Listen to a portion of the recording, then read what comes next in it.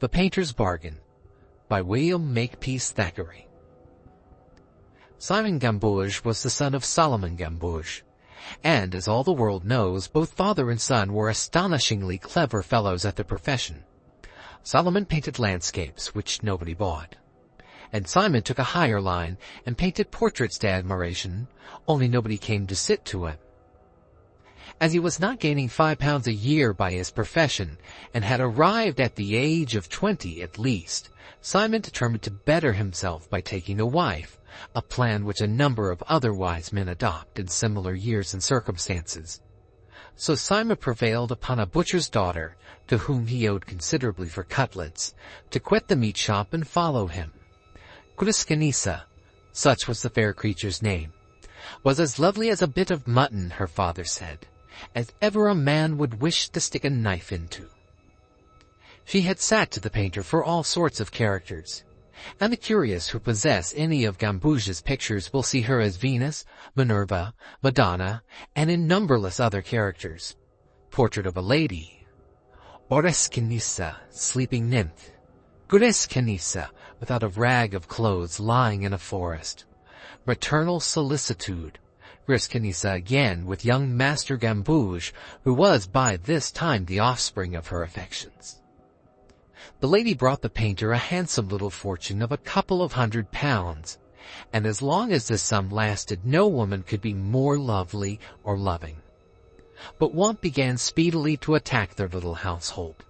Baker's bills were unpaid, rent was due, and the relentless landlord gave no quarter.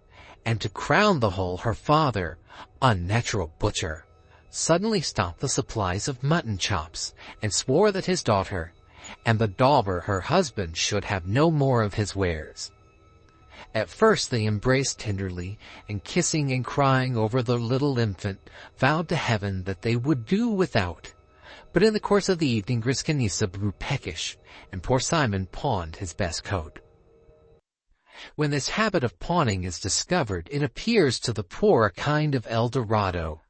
Gamboge and his wife were so delighted that they, in the course of a month, made away with her gold chain, her great warming pan, his best crimson plush inexpressibles, 2 wigs, a wash-hand basin and ewer, fire-irons, window curtains, crockery, and armchairs. Griscanissa said, smiling, that she had found a second father in her uncle, a base pun which showed that her mind was corrupted and that she was no longer the tender, simple Griscanissa of other days. I am sorry to say that she had taken to drinking. She swallowed the warming pan in the course of 3 days, and fuddled herself one whole evening with the crimson plush breeches. Drinking is the devil, the father, that is to say, of all vices. Griscanissa's face and her mind grew ugly together. Her good humor changed to bilious, bitter discontent, her pretty fond epithets to foul abuse and swearing. Her tender blue eyes grew watery and blear, and the peach color on her cheeks fled from its old habitation and crowded up into her nose, where, with a number of pimples, it stuck fast. Add to this a dirty draggle-tailed chintz, long matted hair wandering into her eyes and over her lean shoulders, which were once so snowy, and you have the picture of drunkenness and Mrs. Simon Gamboge. Poor Simon, who had been a gay, lively fellow enough in the days of his better fortune, was completely cast down by his present ill luck and cowed by the ferocity of his wife. From morning till night the neighbors could hear this woman's tongue and understand her doings. Bellows went skimming across the room, chairs were flumped down on the floor, and poor Gamboge's oil and varnish pots went clattering through the windows or down the stairs. The baby roared all day, and Simon sat pale and idle in a corner, taking a small sup at the brandy bottle, when Mrs. Gamboge was out of the way. One day, as he sat disconsolately at his easel, furbishing up a picture of his wife, in the character of Peace, which he had commenced a year before, he was more than ordinarily desperate, and cursed and swore in the most pathetic manner. "Oh, miserable fate of genius!" cried he. Was I, a man of such commanding talents, born for this, to be bullied by a fiend of a wife, to have my masterpieces neglected by the world or sold only for a few pieces? Cursed be the love which had misled me. Cursed be the art which is unworthy of me. Let me dig or steal. Let me sell myself as a soldier or sell myself to the devil. I would not be more wretched than I am now. Quite the contrary, cried a small cheery voice. What? Exclaimed Gamboge, trembling and surprised. Who's there? Where are you? Who are you? You were just speaking of me, said the voice. Gamboge held in his left hand his palette, in his right a bladder of crimson lake, which he was about to squeeze out upon the mahogany. Where are you? Cried he again. Squeeze! Exclaimed the little voice. Gamboge picked out the nail from the bladder and gave a squeeze, when, as sure as I am living, a little imp spurted out from the hole upon the pallet and began laughing in the most singular and oily manner. When first born he was little bigger than a tadpole. Then he grew to be as big as a mouse. Then he arrived at the size of a cat. And then he jumped off the pallet and, turning head over heels, asked the poor painter what he wanted with him. The strange little animal twisted head over heels and fixed himself at last upon the top of Gamboge's easel, smearing out with his heels all the white and vermilion which had just been laid on the allegoric portrait of Mrs. Gamboge. What? Exclaimed Simon. Is it the devil? Exactly so.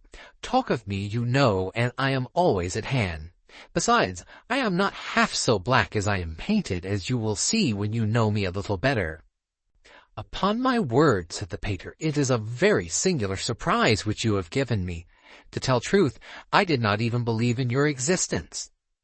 The little imp put on a theatrical air, and with one of Macready's best looks said, There are more things in heaven and earth, Gamboge, than are dreamed of in your philosophy. Gamboge, being a Frenchman, did not understand the quotation, but felt somehow strangely and singularly interested in the conversation of his new friend. Diabolus continued, You are a man of merit and want money. You will starve on your merit. You can only get money from me. Come, my friend, how much is it? I ask easiest the interest in the world. Old Mordecai, the assurer, made you pay twice as heavily before now.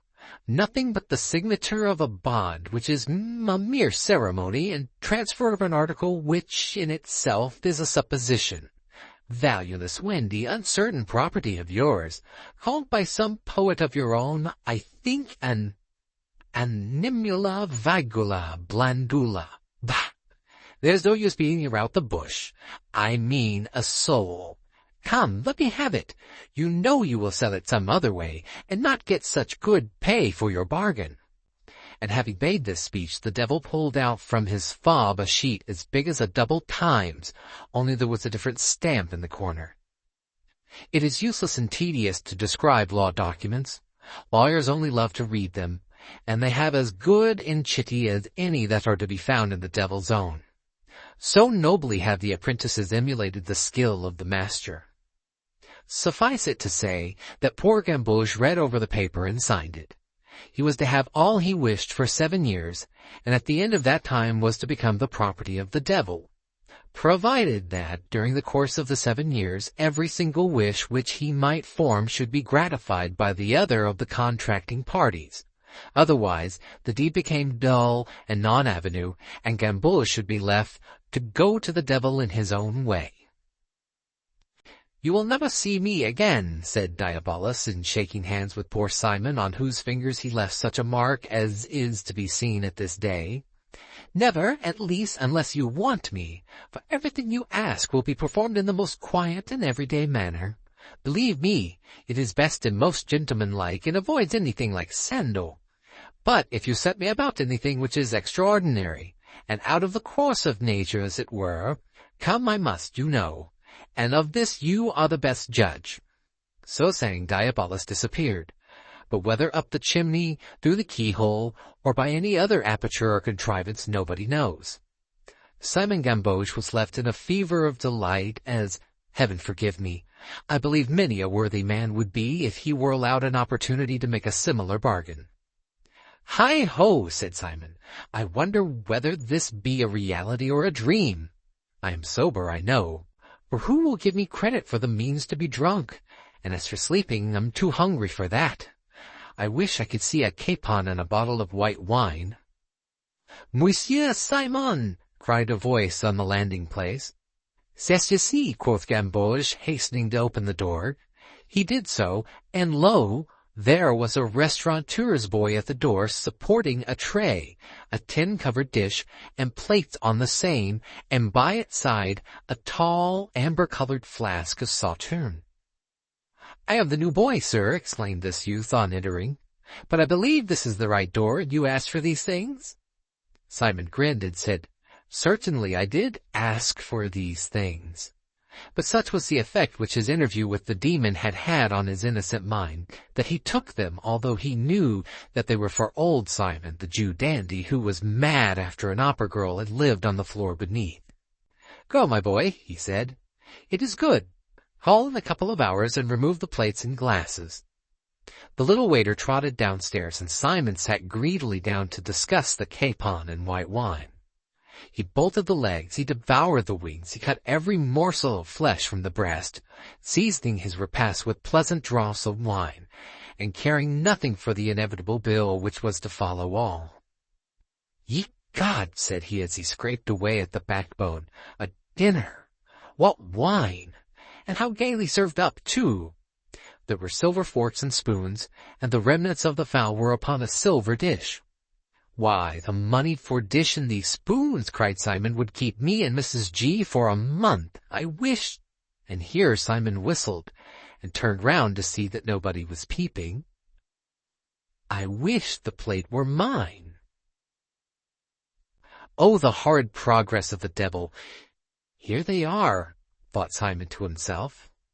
"Why should not I take them?" And take them he did.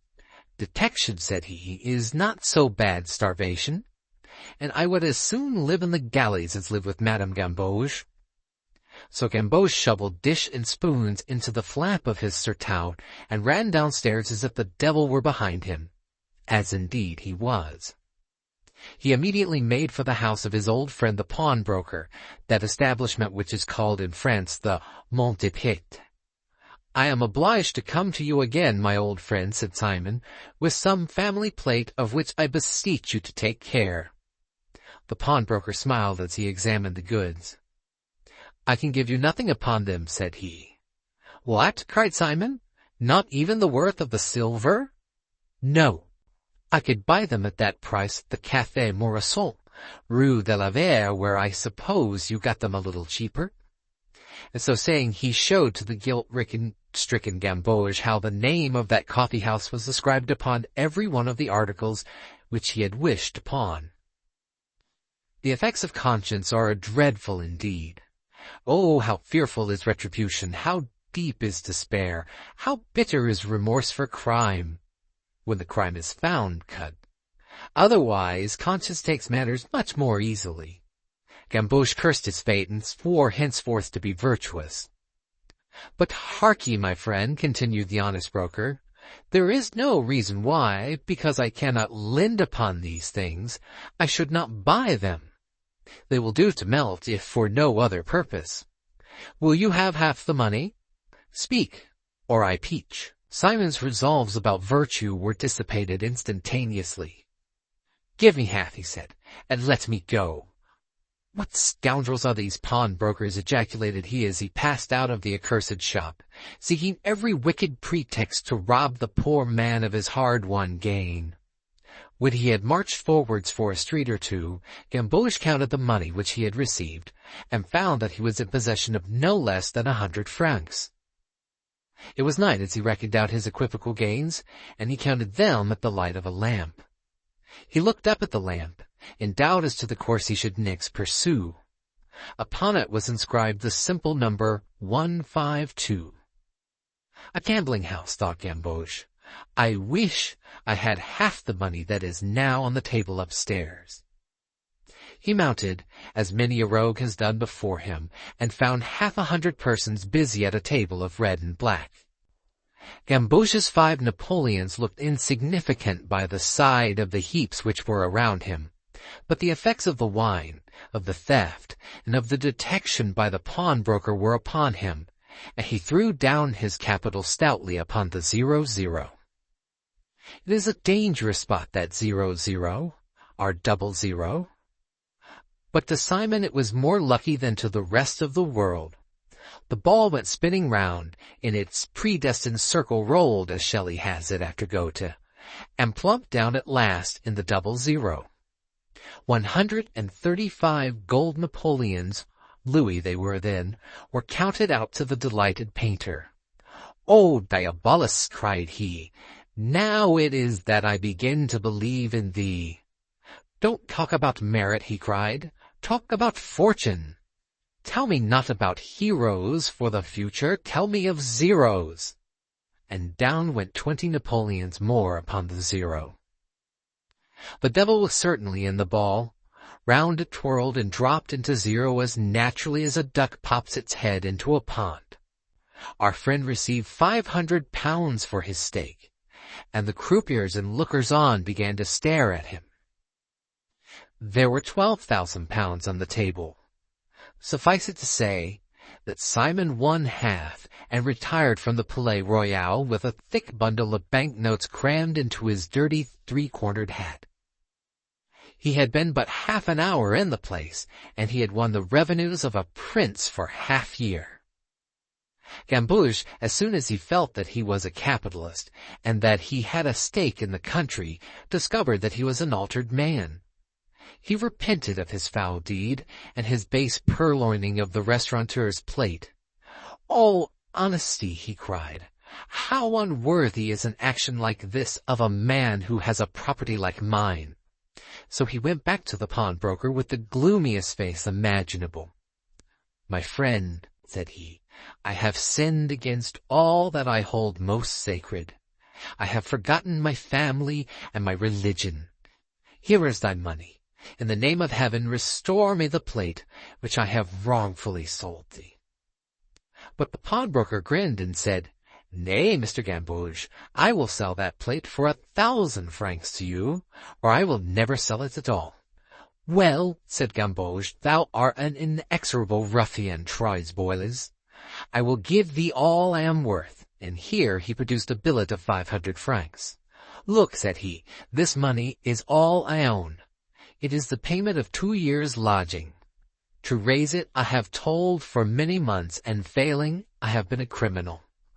Oh, heaven, I stole that plate, that I might pay my debt and keep my dear wife from wandering houseless. But I cannot bear this load of ignominy. I cannot suffer the thought of this crime. I will go to the person to whom I did wrong. I will starve. I will confess. But I will do right."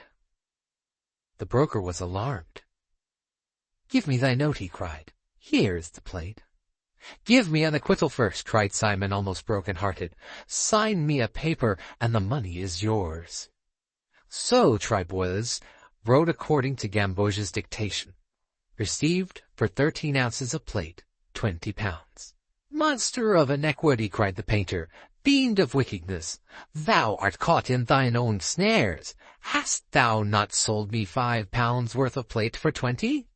Have I it not in my pocket? Art thou not a convicted dealer in stolen goods? Yield, scoundrel, yield thy money, or I will bring thee to justice." The frightened pawnbroker burned and battled for a while, but he gave up his money at last, and the dispute ended. Thus it will be seen that Diabolus had a rather hard bargain in the wily Gambouge. He had taken a victim prisoner, but he had assuredly caught a Tartar. Simon now returned home, and, to do him justice, paid the bill for his dinner and restored the plate.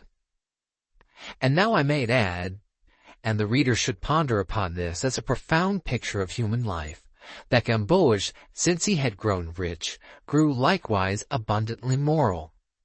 He was a most exemplary father. He fed the poor and was loved by them. He scorned a base action. There was but one blot upon his character. He hated Mrs. Gambouge worse than ever. As he grew more benevolent, she grew more virulent. When he went to plays, she went to Bible societies, and vice versa. In fact, she led him such a life as Xanthippe led Socrates, or as a dog leads a cat in the same kitchen. With all his fortune, for as may be supposed, Simon prospered in all worldly things, he was the most miserable dog in the whole city of Paris. Only on the point of drinking did he and Mrs. Simon agree. And for many years, and during a considerable number of hours in each day, he thus dissipated, partially, his domestic chagrin. O philosophy, we may talk of thee, but except at the bottom of a wine-cup, where thou liest like truth in a well, where shall we find thee? He lived so long, and in his worldly matters prospered so much, though with so little sign of devilment in the accomplishment of his wishes, and the increase of his prosperity, that Simon, at the end of 6 years, began to doubt whether he had made any such bargain at all as that which we have described at the commencement of this history. He had grown, as we said, very pious and moral. He went regularly to Mass and had a confessor into the bargain. He resolved, therefore, to consult that reverend gentleman, and to lay before him the whole matter. "I am inclined to think, holy sir," said Gamboge, after he had concluded his history and shown how, in some miraculous way, all his desires were accomplished, "that, after all, this demon was no other than the creation of my own brain, heated by the effects of that bottle of wine, the cause of my crime and my prosperity." The confessor agreed with him, and they walked out of church comfortably together, and entered afterwards a café, where they sat down to refresh themselves after the fatigues of their devotion. A respectable old gentleman, with a number of orders at his buttonhole, presently entered the room and sauntered up to the marble table, before which reposed Simon and his clerical friend. "Excuse me, gentlemen," he said, as he took a place opposite them and began reading the papers of the day. "Gah!" said he at last. "Look, sir," he said, handing over an immense sheet of the Times to Mr. Gamboge. "Was ever anything so monstrous?" Gamboge smiled politely and examined the proffered page. "It is enormous," said he, "but I do not read English." "Nay," said the man with the orders, "look closer at it, Signor Gamboge. It is astonishing how easy the language is." Wondering, Simon took the sheet of paper. He turned pale as he looked at it and began to curse the ices and the waiter. "Come, Monsieur l'Abbé," he said, "the heat and the glare of this place are intolerable." The stranger rose with them. "I do not mind speaking before the Abbé here, who will be my very good friend one of these days, but I thought it necessary to refresh your memory concerning our little business transaction 6 years since, and could not exactly talk of it at church, as you may fancy." Simon Gamboge had seen, in the double-sheeted Times, the paper signed by himself, which the little devil had pulled out of his fob. There was no doubt on the subject, and Simon, who had but a year to live, grew more pious and more careful than ever. He had consultations with all the doctors of the Sorbonne and all the lawyers of the Palais. But his magnificence grew as wearisome to him as his poverty had been before, and not one of the doctors whom he consulted could give him a pennyworth of consolation. Then he grew outrageous in his demands upon the devil, and put him to all sorts of absurd and ridiculous tasks, but they were all punctually performed, until Simon could invent no new ones, and the devil sat all day with his hands in his pockets doing nothing. One day Simon's confessor came banging into the room with the greatest glee. "My friend," says he, "I have it. Eureka, I have found it. Send the Pope 100,000 crowns, build a new Jesuit college at Rome, give 100 gold candlestick to St. Peter's, and tell His Holiness you will double all, if he will give you absolution." Gamboge caught at the notion and hurried off a courier to Rome. His Holiness agreed to the request of the petition, and sent him an absolution written out with his own fist, and all in due form. "Now," said he, "foul fiend, I defy you. Arise, Diabolus, your contract is not worth a jot. The Pope has absolved me, and I am safe on the road to salvation." In a fervor of gratitude he clasped the hands of his confessor and embraced him. Tears of joy ran down the cheeks of these good men. They heard an inordinate roar of laughter, and there was Diabolus sitting opposite to them, holding his sides and lashing his tail about as if he would have gone mad with glee. "Why," said he, "what nonsense is this? Do you suppose I care about that?" And he tossed the Pope's missive into a corner. "Monsieur l'Abbé knows," he said, bowing and grinning, "that though the Pope's paper may pass current here, it is not worth twopence in our country. What do I care about the Pope's absolution? You might just as well be absolved by your under-butler." "Egad," said the Abbé, "the rogue is right. I quite forgot the fact which he points out clearly enough." "No, Gamboge," continued Diabolus with horrid familiarity. "Go thy ways, old fellow, that cock won't fight." And he retired up the chimney, chuckling at his wit and his triumph. Gamboge heard his tail scuffling all the way up, as if he had been a sweeper by profession. Simon was left in that condition of grief in which, according to the newspapers, cities and nations are found when a murder is committed, or a lord ill of the gout, a situation, we say, more easy to imagine than to describe. To add to his woes, Mrs. Gamboge, who was now first made acquainted with his compact and its probable consequences, raised such a storm about his years as made him wish almost his 7 years were expired. She screamed, she scolded, she swore, she wept. She went into such fits of hysterics that poor Gamboge, who had completely knocked under to her, was worn out of his life.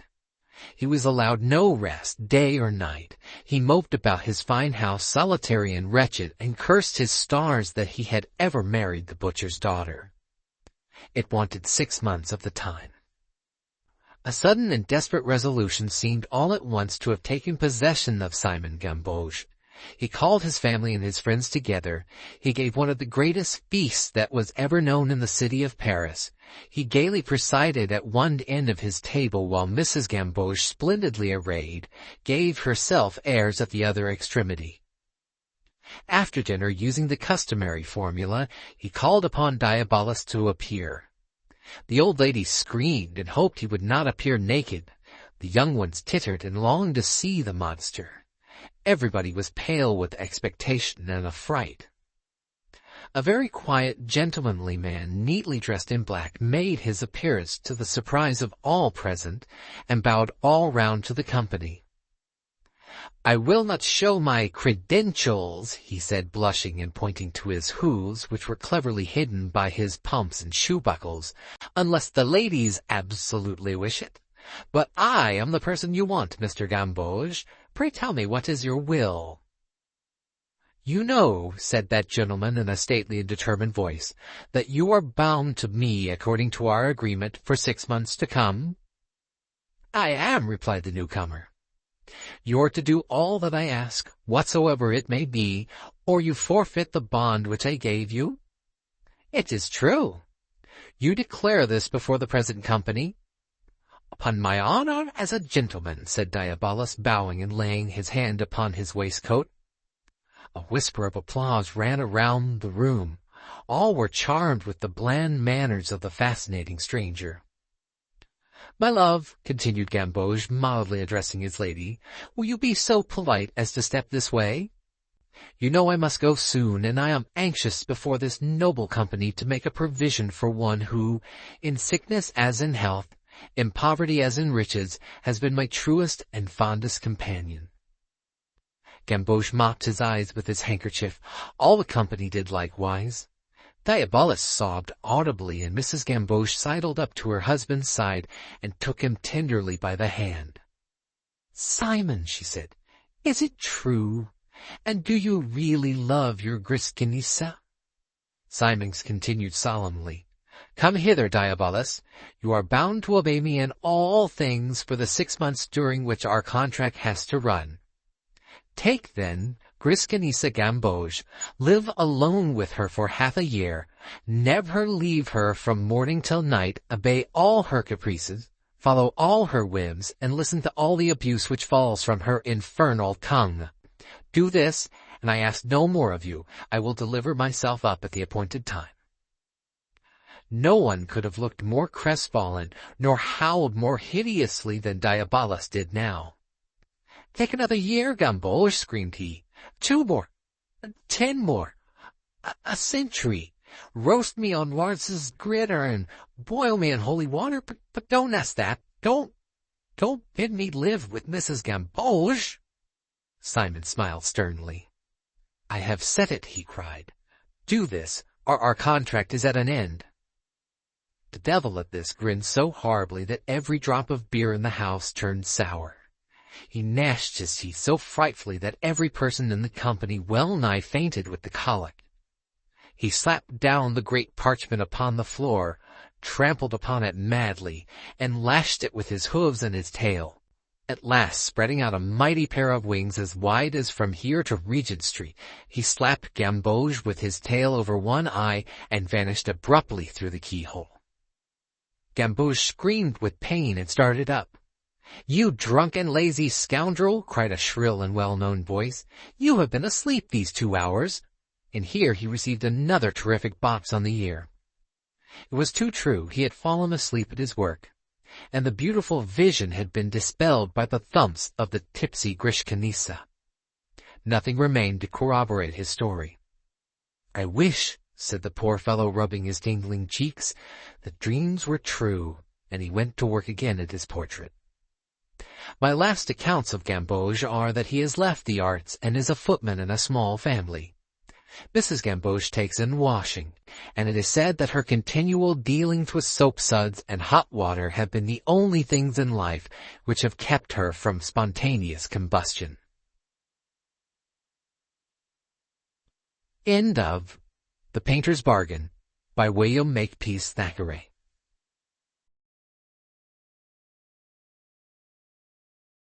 The Occupant of the Room by Algernon Blackwood.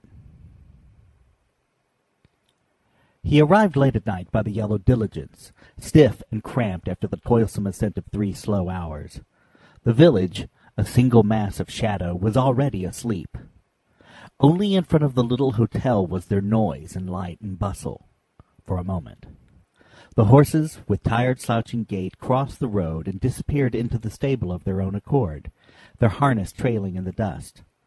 And the lumbering diligence stood for the night where they had dragged it, the body of a great yellow-sided beetle with broken legs. In spite of his physical weariness, the schoolmaster, reveling in the first hours of his 10-guinea holiday, felt exhilarated, for the high alpine valley was marvelously still. Stars twinkled over the torn ridges of the Dent du Midi, where spectral snows gleamed against rocks that looked like ebony, and the keen air smelt of pine forest, dew-soaked pastures, and freshly sawn wood. He took it all in with a kind of bewildered delight for a few minutes, while the other 3 passengers gave directions about their luggage and went to their rooms. Then he turned and walked over the coarse matting into the glare of the hall, only just able to resist stopping to examine the big mountain map that hung upon the wall by the door. And with a sudden disagreeable shock he came down from the idea to the actual. For at the inn, the only inn, there was no vacant room.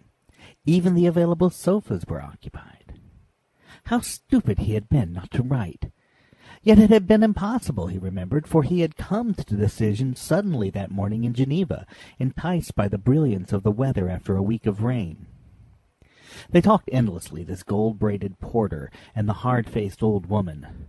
Her face was hard, he noticed, gesticulating all the time and pointing all about the village with suggestions that he ill understood, for his French was limited and their patois was fearful.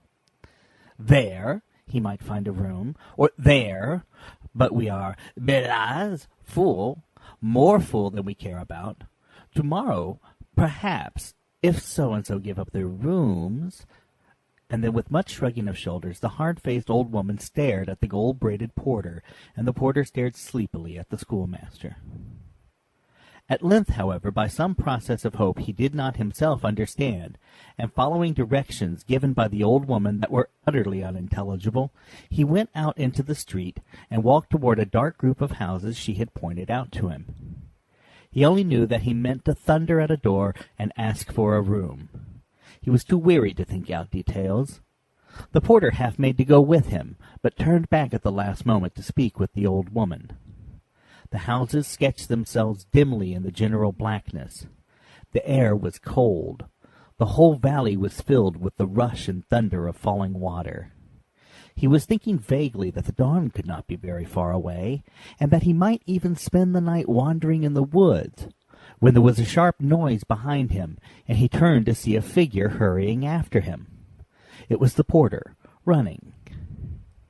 And in the little hall of the inn there began a confused three-cornered conversation, with frequently muttered colloquy and whispered asides in patois between the woman and the porter, the net result of which was that, if monsieur did not object, there was a room, after all, on the first floor, only it was, in a sense, engaged.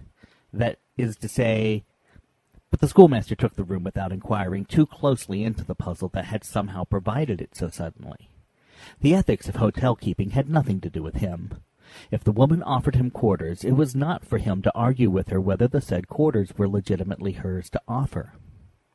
But the porter, evidently a little thrilled, accompanied the guest up to the room and supplied in a mixture of French and English details admitted by the landlady. And Minturn, the schoolmaster, soon shared the thrill with him, and found himself in the atmosphere of a possible tragedy. All who know the peculiar excitement that belongs to lofty mountain valleys where dangerous climbing is a chief feature of the attractions will understand a certain faint element of high alarm that goes with the picture. One looks up at the desolate soaring ridges and thinks involuntarily of the men who find their pleasure for days and nights together scaling perilous summits among the clouds and conquering inch by inch the icy peaks that forever shake their dark terror in the sky. The atmosphere of adventure, spiced with the possible horror of a very grim order of tragedy, is inseparable from any imaginative contemplation of the scene. And the idea Minturn gleaned from the half-frightened porter lost nothing by his ignorance of the language. This Englishwoman, the real occupant of the room, had insisted on going without a guide. She had left just before daybreak 2 days before. The porter had seen her start, and she had not returned. The route was difficult and dangerous, yet not impossible for a skilled climber, even a solitary one. And the Englishwoman was an experienced mountaineer. Also, she was self-willed, careless of advice, bored by warnings, self-confident to a degree. Queer, moreover, for she kept entirely to herself, and sometimes remained in her room with locked doors, admitting no one for days together. A crank, evidently, of the first water. This much Minturn gathered clearly enough from the porter's talk while his baggage was brought in and the room set to rights. Further, too, that the search party had gone out, and might, of course, return at any moment. In which case, thus the room was empty, yet still hers. If monsieur did not object, if the risk he ran of having to turn out suddenly in the night, it was the loquacious porter who furnished the details that made the transaction questionable. And Minturn dismissed the loquacious porter as soon as possible, and prepared to get into the hastily arranged bed and snatch all the hours of sleep he could before he was turned out. At first, it must be admitted, he felt uncomfortable, distinctly uncomfortable. He was in someone else's room. He had really no right to be there. It was in the nature of an unwarrantable intrusion, and while he unpacked, he kept looking over his shoulder as though someone were watching him from corners. At any moment, it seemed, he would hear a step in the passage, a knock would come at the door would open, and there he would see this vigorous Englishwoman looking him up and down with anger. Worse still, he would hear her voice asking him what he was doing in her room, her bedroom. Of course he had an adequate explanation, but still. Then, reflecting that he was already half undressed, the humor of it flashed for a second across his mind, and he laughed, quietly. At once, after that laughter, under his breath came the sudden sense of tragedy he had felt before. Perhaps, even while he smiled, her body lay broken and cold upon those awful heights, the wind of snow playing over her hair, her glazed eyes staring sightless up to the stars. It made him shudder. The sense of this woman whom he had never seen, whose name even he did not know, became extraordinarily real. Almost he could imagine that she was somewhere in the room with him, hidden, observing all he did. He opened the door softly to put his boots outside, and when he closed it again he turned the key. Then he finished unpacking and distributed his few things around the room. It was soon done, for in the first place he had only a small Gladstone and a knapsack, and secondly the only place where he could spread his clothes was the sofa. There was no chest of drawers, and the cupboard, an unusually large and solid one, was locked. The Englishwoman's things had evidently been hastily put away in it. The only sign of her recent presence was a bunch of faded alpenrosens standing in a glass jar upon the wash-hand stand. This, and a certain faint perfume, were all that remained. In spite, however, of these very slight evidences, the whole room was pervaded with a curious sense of occupancy that he found exceedingly distasteful. One moment the atmosphere seemed subtly charged with a just-left feeling. The next it was a queer awareness of still here that made him turn and look hurriedly behind him. Altogether the room inspired him with a singular aversion, and the strength of this aversion seemed the only excuse for his tossing the faded flowers out of the window, and then hanging his mackintosh upon the cupboard door in such a way as to screen it as much as possible from view. For the sight of that big, ugly cupboard, filled with the clothing of a woman who might then be beyond any further need of covering, thus his imagination insisted on picturing it, touched in him a startled sense of the incongruous that did not stop there, but crept through his mind gradually, till it merged somehow into a sense of a rather grotesque horror. At any rate, the sight of that cupboard was offensive, and he covered it almost instinctively. Then, turning out the electric light, he got into bed. But the instant the room was dark, he realized that it was more than he could stand, for with the blackness there came a sudden rush of cold that he found it hard to explain. And the odd thing was that, when he lit the candle beside his bed, he noticed that his hand trembled. This, of course, was too much. His imagination was taking liberties, and must be called to heel.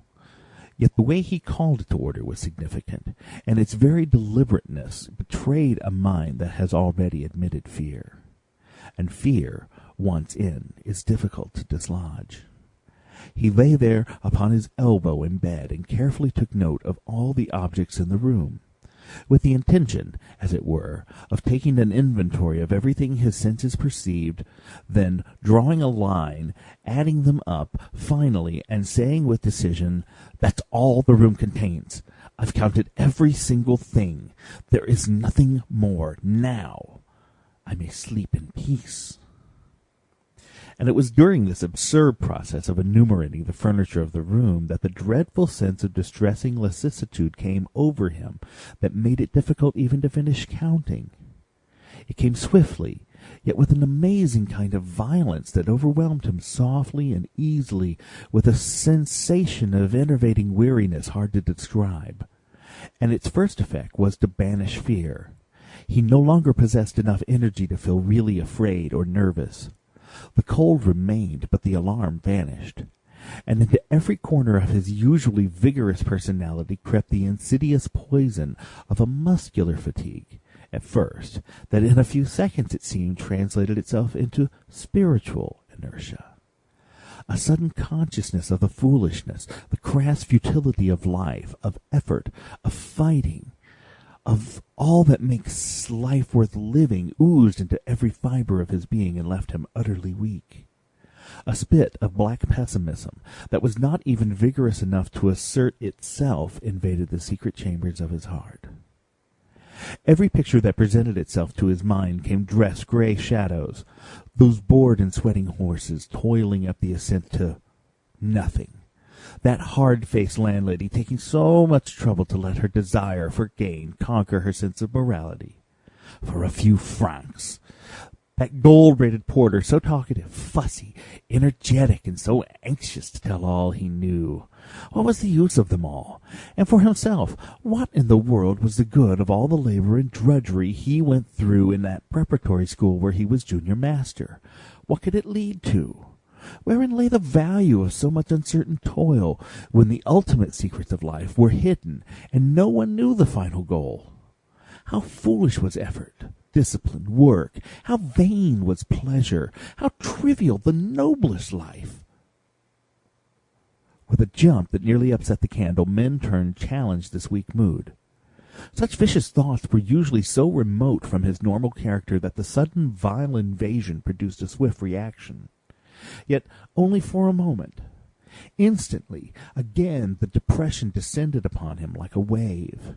His work, it could lead to nothing but the dreary labor of a small headmastership after all, seemed as vain and foolhardy as his holiday in the Alps.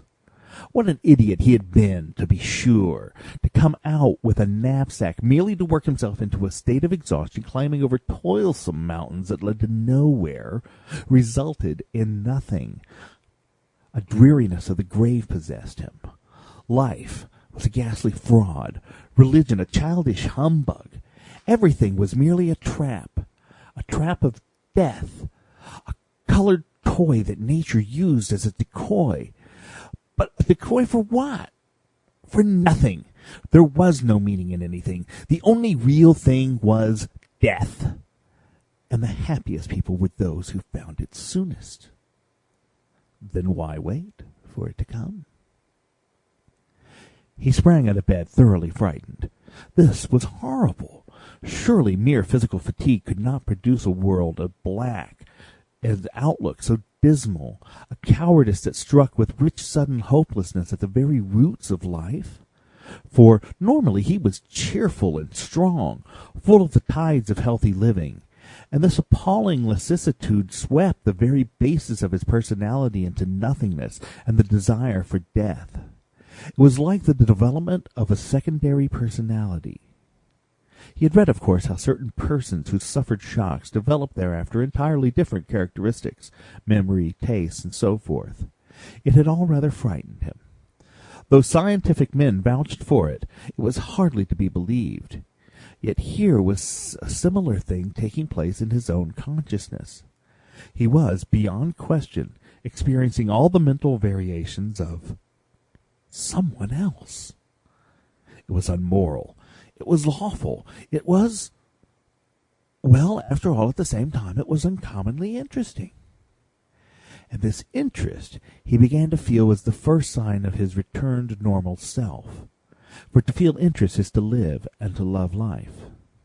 He sprang into the middle of the room, then switched on the electric light. And the first thing that struck his eye was the big cupboard.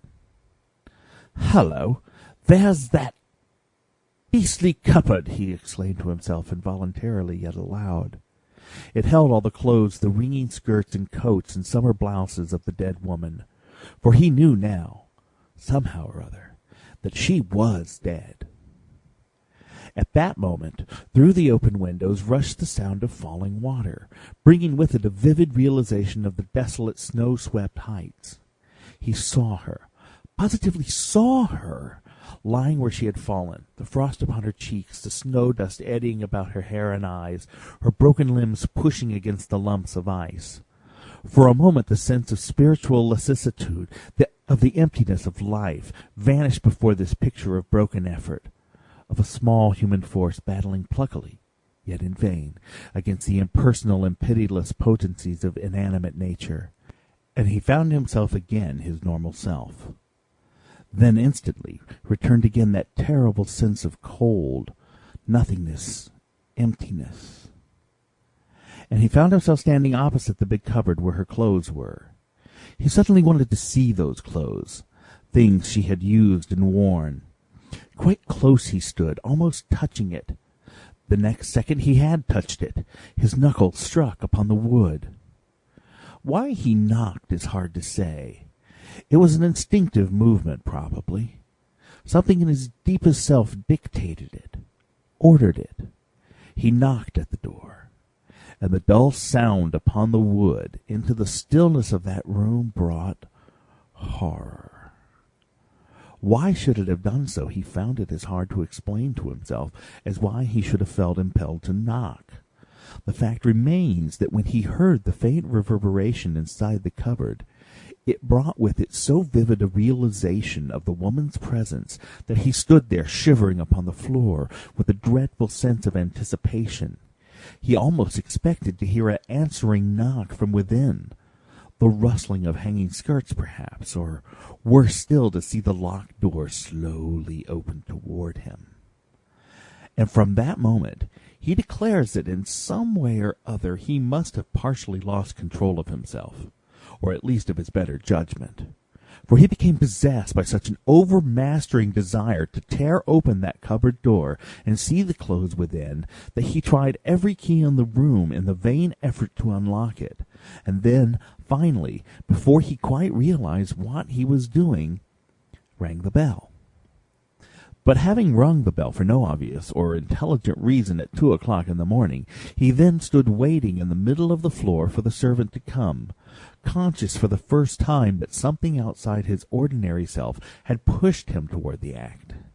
It was almost like an internal voice that directed him. And thus, when at last steps came down the passage, and he faced the cross and sleepy chambermaid, amazed at being summoned at such an hour, he found no difficulty in the matter of what he should say, for the same power that insisted he should open the cupboard door also impelled him to utter words over which he apparently had no control.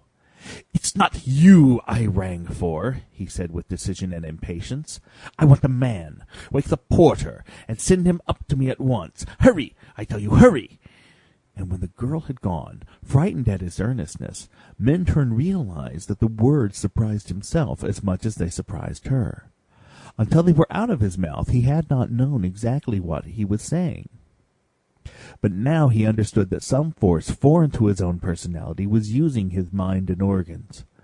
The black depression that had possessed him a few moments before was also part of it. The powerful mood of this vanished woman had somehow momentarily taken possession of him, communicated, possibly, by the atmosphere of things in the room still belonging to her.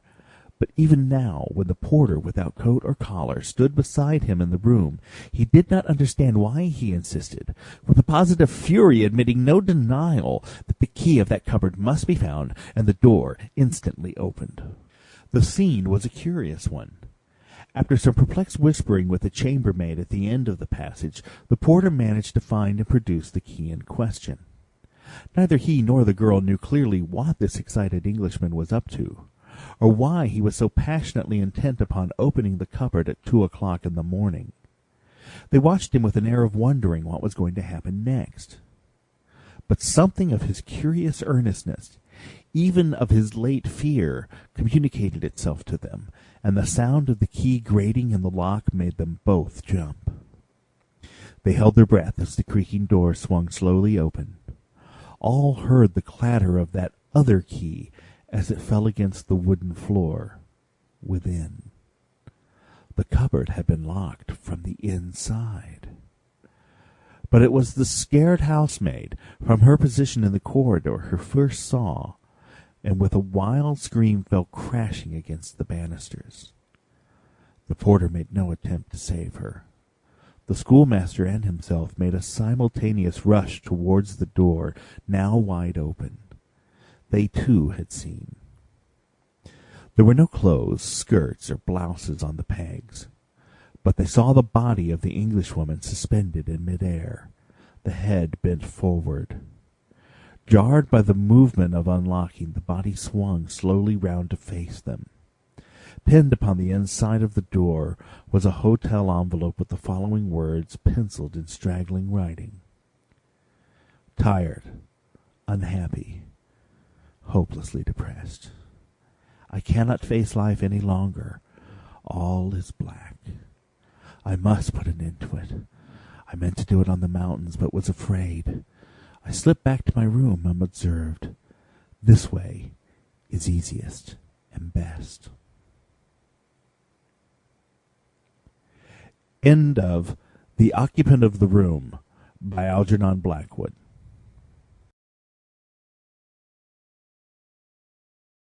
The Monkey's Paw by W. Jacobs. Part 1. Without, the night was cold and wet, but in the small parlour of Laburnum Villa, blinds were drawn and the fire burned brightly. Father and son were at chess, the former, who possessed ideas about the game involving radical changes, putting his king into such sharp and unnecessary perils that it even provoked comment from the white-haired old lady knitting placidly by the fire. "Hark at the wind," said Mr. White, who, having seen a fatal mistake after it was too late, was amiably desirous of preventing his son from seeing it. "I'm listening," said the latter, grimly surveying the board as he stretched out his hand. "Check." "I should hardly think that he'd come tonight," said his father, with his hand poised over the board. "Mate," replied the son. "That's the worst of living so far out," bawled Mr. White, with sudden and unlooked-for violence. "Of all the beastly, slushy, out-of-the-way places to live in, this is the worst. Pathway's a bog, and the road's a torrent. I don't know what people are thinking about. I suppose because only 2 houses in the road are let, they think it doesn't matter." "Never mind, dear," said his wife soothingly. "Perhaps you'll win the next one." Mr. White looked up sharply, just in time to intercept a knowing glance between mother and son. The words died away on his lips, and he had a guilty grin in his thin grey beard. "There he is," said Herbert White, as the gate banged too loudly, and heavy footsteps came toward the door. The old man rose with hospitable haste, and opening the door was heard condoling with the new arrival. The new arrival also condoled with himself, so that Mrs. White said "tut-tut," and coughed gently as her husband entered the room, followed by a tall burly man, beady of eye and rubicund of visage. "Sergeant Major Morris," he said, introducing him. The sergeant major shook hands, and taking the preferred seat by the fire, watched contentedly while his host got out whiskey in tumblers, and stood a small copper kettle on the fire. At the third glass his eyes got brighter, and he began to talk, the little family circle regarding with eager interest this visitor from distant parts, as he squared his broad shoulders in the chair and spoke of wild scenes and doughty deeds, of wars and plagues and strange people. 21 years of it," said Mr. White, nodding at his wife and son. "When he went away, he was a slip of a youth in the warehouse. Now look at him." "He don't look to have taken much harm," said Mrs. White politely. "I'd like to go to India myself," said the old man. "Just to look round a bit, you know." "Better where you are," said the sergeant major, shaking his head. He put down the empty glass, and sighing softly shook it again. "I should like to see those old temples, and fakirs and jugglers," said the old man. "What was that you started telling me the other day, about a monkey's paw or something, Morris?" "Nothing," said the soldier hastily. "Leastways, nothing worth hearing." "Monkey's paw?" said Mrs. White curiously. "Well, it's just a bit of what you might call magic, perhaps," said the sergeant major offhandedly. His 3 listeners leaned forward eagerly. The visitor absent-mindedly put his empty glass to his lips, and then set it down again. His host filled it for him. "To look at," said the sergeant major, fumbling in his pocket, "it's just an ordinary little paw, dried to a mummy." He took something out of his pocket and proffered it. Mrs. White drew back with a grimace, but her son, taking it, examined it curiously. "And what is there special about it?" inquired Mr. White, as he took it from his son, and, having examined it, placed it upon the table. "It had a spell put on it by an old fakir," said the sergeant major. "A very holy man. He wanted to show that fate ruled people's lives, and that those who interfered with it did so to their sorrow. He put a spell on it so that 3 separate men could each have 3 wishes from it." His manner was so impressive that his hearers were conscious that their light laughter jarred somewhat. "Well, why don't you have 3, sir?" said Herbert White cleverly. The soldier regarded him in the way that middle age is wont to regard presumptuous youth. "I have," he said quietly, and his blotchy face whitened. "And did you really have the 3 wishes granted?" asked Mrs. White.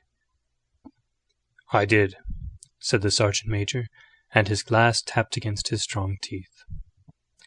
"And has anybody else wished?" persisted the old lady. "The first man had his 3 wishes, yes," was the reply. "I don't know what the first 2 were, but the third was for death. That's how I got the paw." His tones were so grave that a hush fell upon the group. "If you've had your 3 wishes, it's no good to you now then, Morris," said the old man at last. "What do you keep it for?" The soldier shook his head. "Fancy, I suppose," he said slowly. "I did have some idea of selling it, but I don't think I will. It has caused enough mischief already. Besides, People won't buy. They think it's a fairy tale, some of them, and those who do think anything of it want to try it first and pay me afterward. If you could have another 3 wishes, said the old man, eyeing him keenly, would you have them? I don't know, said the other. I don't know. He took the paw, and dangling it between his forefinger and thumb, suddenly threw it upon the fire. White, with a slight cry, stooped down and snatched it off. Better let it burn, said the soldier solemnly.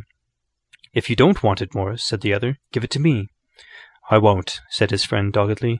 I threw it on the fire. If you keep it, don't blame me for what happens. Pitch it on the fire again like a sensible man. The other shook his head and examined his new possession closely. How do you do it? He inquired. Hold it up in your right hand and wish aloud, said the sergeant major. But I warn you of the consequences. Sounds like the Arabian Nights, said Mrs. White, as she rose and began to set the supper. Don't you think you might wish for 4 pairs of hands for me? Her husband drew the talisman from pocket, and then all 3 burst into laughter as the sergeant major, with a look of alarm on his face, caught him by the arm. If you must wish, he said gruffly, wish for something sensible. Mr. White dropped it back in his pocket, and placing chairs, motioned his friend to the table. In the business of supper the talisman was partly forgotten, and afterward the 3 sat listening in an enthralled fashion to a second installment of the soldier's adventures in India. If the tale about the monkey's paw is not more truthful than those he has been telling us, said Herbert, as the door closed behind their guest, just in time for him to catch the last train, we shan't make much out of it. Did you give him anything for it, father? Inquired Mrs. White, regarding her husband closely. A trifle, said he, colouring slightly. He didn't want it, but I made him take it, and he pressed me again to throw it away. Likely, said Herbert with pretended horror. Why, we're going to be rich, and famous, and happy. Wish to be an emperor, father, to begin with. Then you can't be henpecked. He darted round the table, pursued by the maligned Mrs. White, armed with an anti-massacre. Mr. White took the paw from his pocket and eyed it dubiously. I don't know what to wish for, and that's a fact, he said slowly. It seems to me I've got all I want. If you only cleared the house, you'd be quite happy, wouldn't you? Said Herbert, with his hand on his shoulder. Well, wish for £200 then. That'll just do it. His father, smiling shamefacedly at his own credulity, held up the talisman as his son, with a solemn face, somewhat marred by a wink at his mother, sat down at the piano and struck a few impressive chords. I wish for £200, said the old man distinctly. A fine crash from the piano greeted the words, interrupted by a shuddering cry from the old man. His wife and son ran toward him. It moved, he cried, with a glance of disgust at the object as it lay on the floor. As I wished, it twisted in my hand, like a snake. Well, I don't see the money, said his son as he picked it up and placed it on the table, and I bet I never shall. It must have been your fancy, father, said his wife, regarding him anxiously. He shook his head. Never mind, though, there's no harm done, but it gave me a shock all the same. They sat down by the fire again, while the 2 men finished their pipes. Outside the wind was higher than ever, and the old man started nervously at the sound of a door banging upstairs. A silence unusual and depressing settled upon all 3, which lasted until the old couple rose to retire for the night. I expect you'll find the cash tied up in a big bag in the middle of your bed, said Herbert, as he bade them good night, and something horrible squatting up on top of the wardrobe, watching you as you pocket your ill-gotten gains. He sat alone in the darkness, gazing at the dying fire and seeing faces in it. The last face was so horrible and so simian that he gazed at it in amazement. It got so vivid that with a little uneasy laugh he felt on the table for a glass containing a little water to throw over it. His hand grasped the monkey's paw, and with a little shiver he wiped his hand on his coat and went up to bed. Part 2. In the brightness of the wintry sun next morning, as it streamed over the breakfast table, he laughed at his fears. There was an air of prosaic wholesomeness about the room which it had lacked on the previous night, and the dirty, shriveled little paw was pitched on the sideboard with a carelessness which betokened no great belief in its virtues. I suppose all old soldiers are the same, said Mrs. White. The idea of our listening to such nonsense! How could wishes be granted in these days? And if they could, how could £200 hurt you, father? Might drop on his head from the sky, said the frivolous Herbert. Morris said the things happened so naturally, said his father, that you might, if you so wished, attribute it to coincidence. "Well, don't break into the money before I come back," said Herbert, as he rose from the table. "I'm afraid it'll turn you into a mean, avaricious man, and we shall have to disown you." His mother laughed and followed him to the door, watched him down the road, and returning to the breakfast table, was very happy at the expense of her husband's credulity, all of which did not prevent her from scurrying to the door at the postman's knock, nor prevent her from referring somewhat shortly to retired sergeant majors of bibulous habits when she found that the post brought a tailor's bill. "Herbert will have some more of his funny remarks, I expect, when he comes home," she said, as they sat at dinner. "I dare say," said Mr. White, pouring himself out some beer. "But for all that, the thing moved in my hand, that I'll swear to." "You thought it did," said the old lady soothingly. "I say it did," replied the other. "There was no thought about it. I had just— What's the matter?" His wife made no reply. She was watching the mysterious movements of a man outside, who, peering in an undecided fashion at the house, appeared to be trying to make up his mind to enter. In mental connection with the £200, she noticed that the stranger was well dressed, and wore a silky hat of glossy newness. 3 times he paused at the gate, and then walked on again. The 4th time he stood with his hand upon it, and then with sudden resolution flung it open and walked up the path. Mrs. White at the same moment placed her hands behind her, and hurriedly unfastening the strings of her apron, put that useful article of apparel beneath the cushion of her chair. She brought the stranger, who seemed ill at ease, into the room. He gazed at her furtively, and listened in a preoccupied fashion as the old lady apologized for the appearance of the room and her husband's coat, a garment which he usually reserved for the garden. She then waited as patiently as her sex would permit for him to broach his business, but he was at first strangely silent. "I was asked to call," he said at last, and stooped and picked up a piece of cotton from his trousers. "I come from Ma and Megan's." The old lady started. "Is anything the matter?" she asked breathlessly. "Has anything happened to Herbert? What is it? What is it?" Her husband interposed. There, mother," he said hastily. "Sit down and don't jump to conclusions. You've not brought bad news, I'm sure, sir." And he eyed the other wistfully. "I'm sorry," began the visitor. "Is he hurt?" demanded the mother wildly. The visitor bowed in assent. "Badly hurt," he said quietly, "but he is not in any pain." "Oh, thank God!" said the old woman, clasping her hands. "Thank God for that! Thank—" She broke off suddenly, as the sinister meaning of the assurance dawned upon her, and she saw the awful confirmation of her fears in the other's perverted face. She caught her breath, and turning to her slower-witted husband, laid her trembling old hand upon his. There was a long silence. "He was caught in the machinery," said the visitor at length, in a low voice. "Caught in the machinery," repeated Mr. White in a dazed fashion. "Yes." He sat staring blankly out at the window, and taking his wife's hand between his own, pressed it, as he had been wont to do in their old courting days nearly 40 years before. "He was the only one left to us," he said, turning gently to the visitor. "It is hard."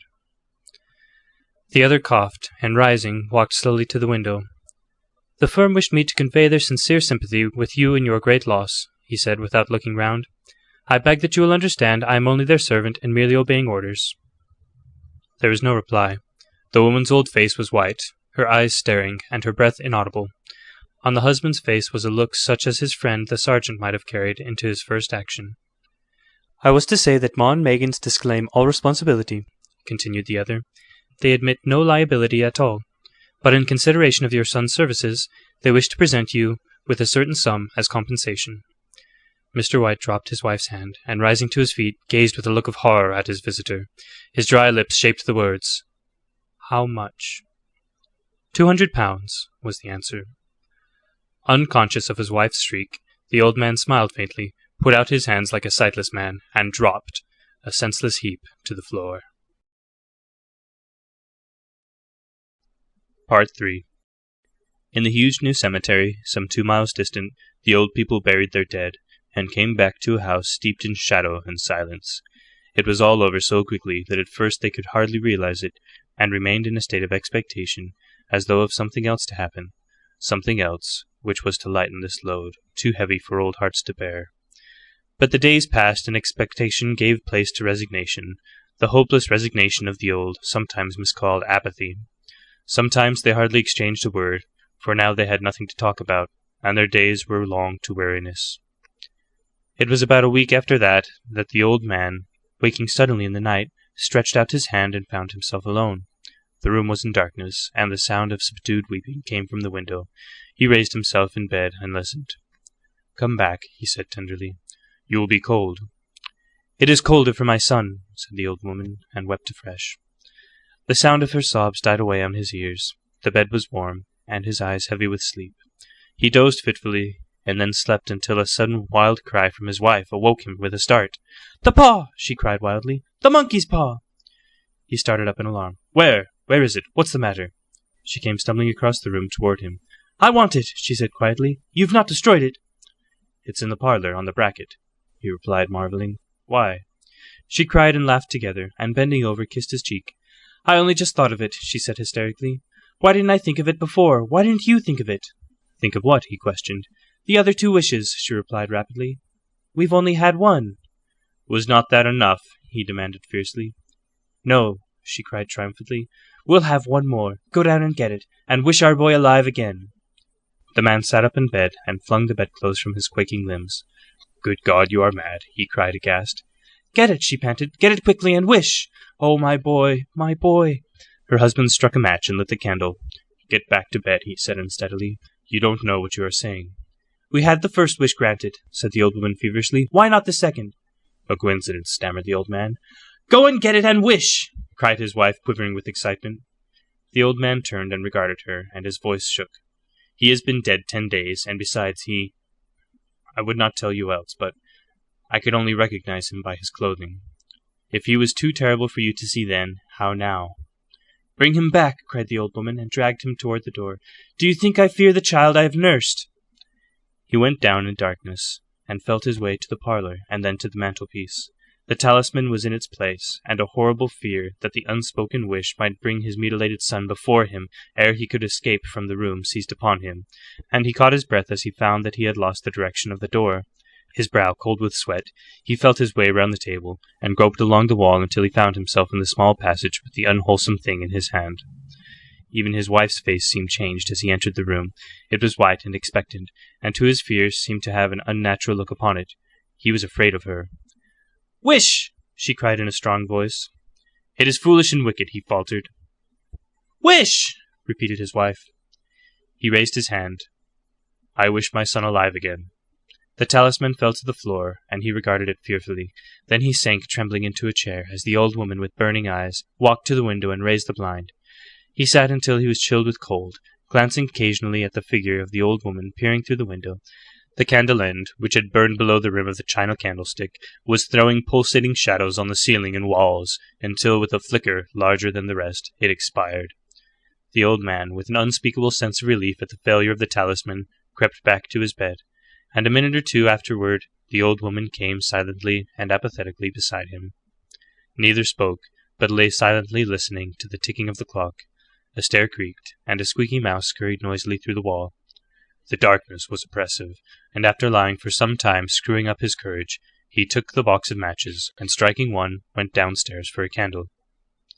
At the foot of the stairs the match went out, and he paused to strike another, and at the same moment a knock, so quiet and stealthily as to be scarcely audible, sounded on the front door. The matches fell from his hand, and spilled in the passage. He stood motionless, his breath suspended until the knock was repeated. Then he turned and fled swiftly back to his room, and closed the door behind him. A third knock sounded through the house. "What's that?" cried the old woman, starting up. "A rat," said the old man in shaking tones. "A rat. It passed me on the stairs." His wife sat up in bed listening. A loud knock resounded through the house. "It's Herbert!" she screamed. "It's Herbert!" She ran to the door, but her husband was before her, and catching her by the arm, held her tightly. "What are you going to do?" he whispered hoarsely. "It's my boy! It's Herbert!" she cried, struggling mechanically. "I forgot it was 2 miles away. What are you holding me for? Let me go. I must open the door." "For God's sake, don't let it in!" cried the old man, trembling. "You're afraid of your own son!" she cried, struggling. "Let me go! I'm coming, Herbert, I'm coming!" There was another knock, and another. The old woman, with a sudden wrench, broke free and ran from the room. Her husband followed to the landing, and called after her appealingly as she hurried downstairs. He heard the chain rattle back, and the bottom bolt drawn slowly and stiffly from the socket. The old woman's voice strained and panting. "The bolt!" she cried loudly. "Come down! I can't reach it!" But her husband was on his hands and knees, groping wildly on the floor in search of the paw. If he could only find it before the thing outside got in. A perfect fusillade of knocks reverberated through the house, and he heard the scraping of a chair as his wife put it down in the passage against the door. He heard the creaking of the bolt as it came slowly back, and at the same moment he found the monkey's paw, and frantically breathed his third and last wish. The knocking ceased suddenly, although the echoes of it were still in the house. He heard the chair drawn back, and the door opened. A cold wind rushed up the staircase, and a long, loud wail of disappointment and misery from his wife gave him courage to run down to her side, and then to the gate beyond. The street lamp, flickering opposite, shone on a quiet and deserted road. End of The Monkey's Paw by W. W. Jacobs. The Room in the Tower by E. F. Benson. It is probable that everybody who is at all a constant dreamer has had at least one experience of an event or a sequence of circumstances which have come to his mind in sleep, being subsequently realized in the material world. But in my opinion, so far from this being a strange thing, it would be far odder if this fulfillment did not occasionally happen, since our dreams are, as a rule, concerned with people whom we know and places with which we are familiar, such as might very naturally occur in the awake and daylit world. True, these dreams are often broken into by some absurd and fantastic incident, which puts them out of court in regard to their subsequent fulfillment, but on the mere calculation of chances, it does not appear in the least unlikely that a dream imagined by anyone who dreams constantly should occasionally come true. Not long ago, for instance, I experienced such fulfillment of a dream which seems to me in no way remarkable, and to have no kind of psychical significance. The manner of it was as follows. A certain friend of mine, living abroad, is amiable enough to write to me about once a fortnight. Thus, when 14 days or thereabouts have elapsed since I last heard from him, my mind probably, either consciously or subconsciously, is expectant of a letter from him. One night last week I dreamed that as I was going upstairs to dress for dinner I heard, as I often heard, the sound of the postman's knock on my front door, and diverted my direction downstairs instead. There, among other correspondence, was a letter from him. Thereafter the fantastic entered, for on opening it I found inside the ace of diamonds, and scribbled across it in his well-known handwriting, "I am sending you this for safe custody. As you know, it is running an unreasonable risk to keep aces in Italy." The next evening I was just preparing to go upstairs to dress when I heard the postman's knock, and did precisely as I had done in my dream. There, among other letters, was one from my friend. Only it did not contain the ace of diamonds. Had it done so, I should have attached more weight to the matter, which as it stands seems to me a perfectly ordinary coincidence. No doubt I consciously or subconsciously expected a letter from him, and this was suggested to me by my dream. Similarly, the fact that my friend had not written to me for a fortnight suggested to him that he should do so. But occasionally it is not so easy to find such an explanation, and for the following story I can find no explanation at all.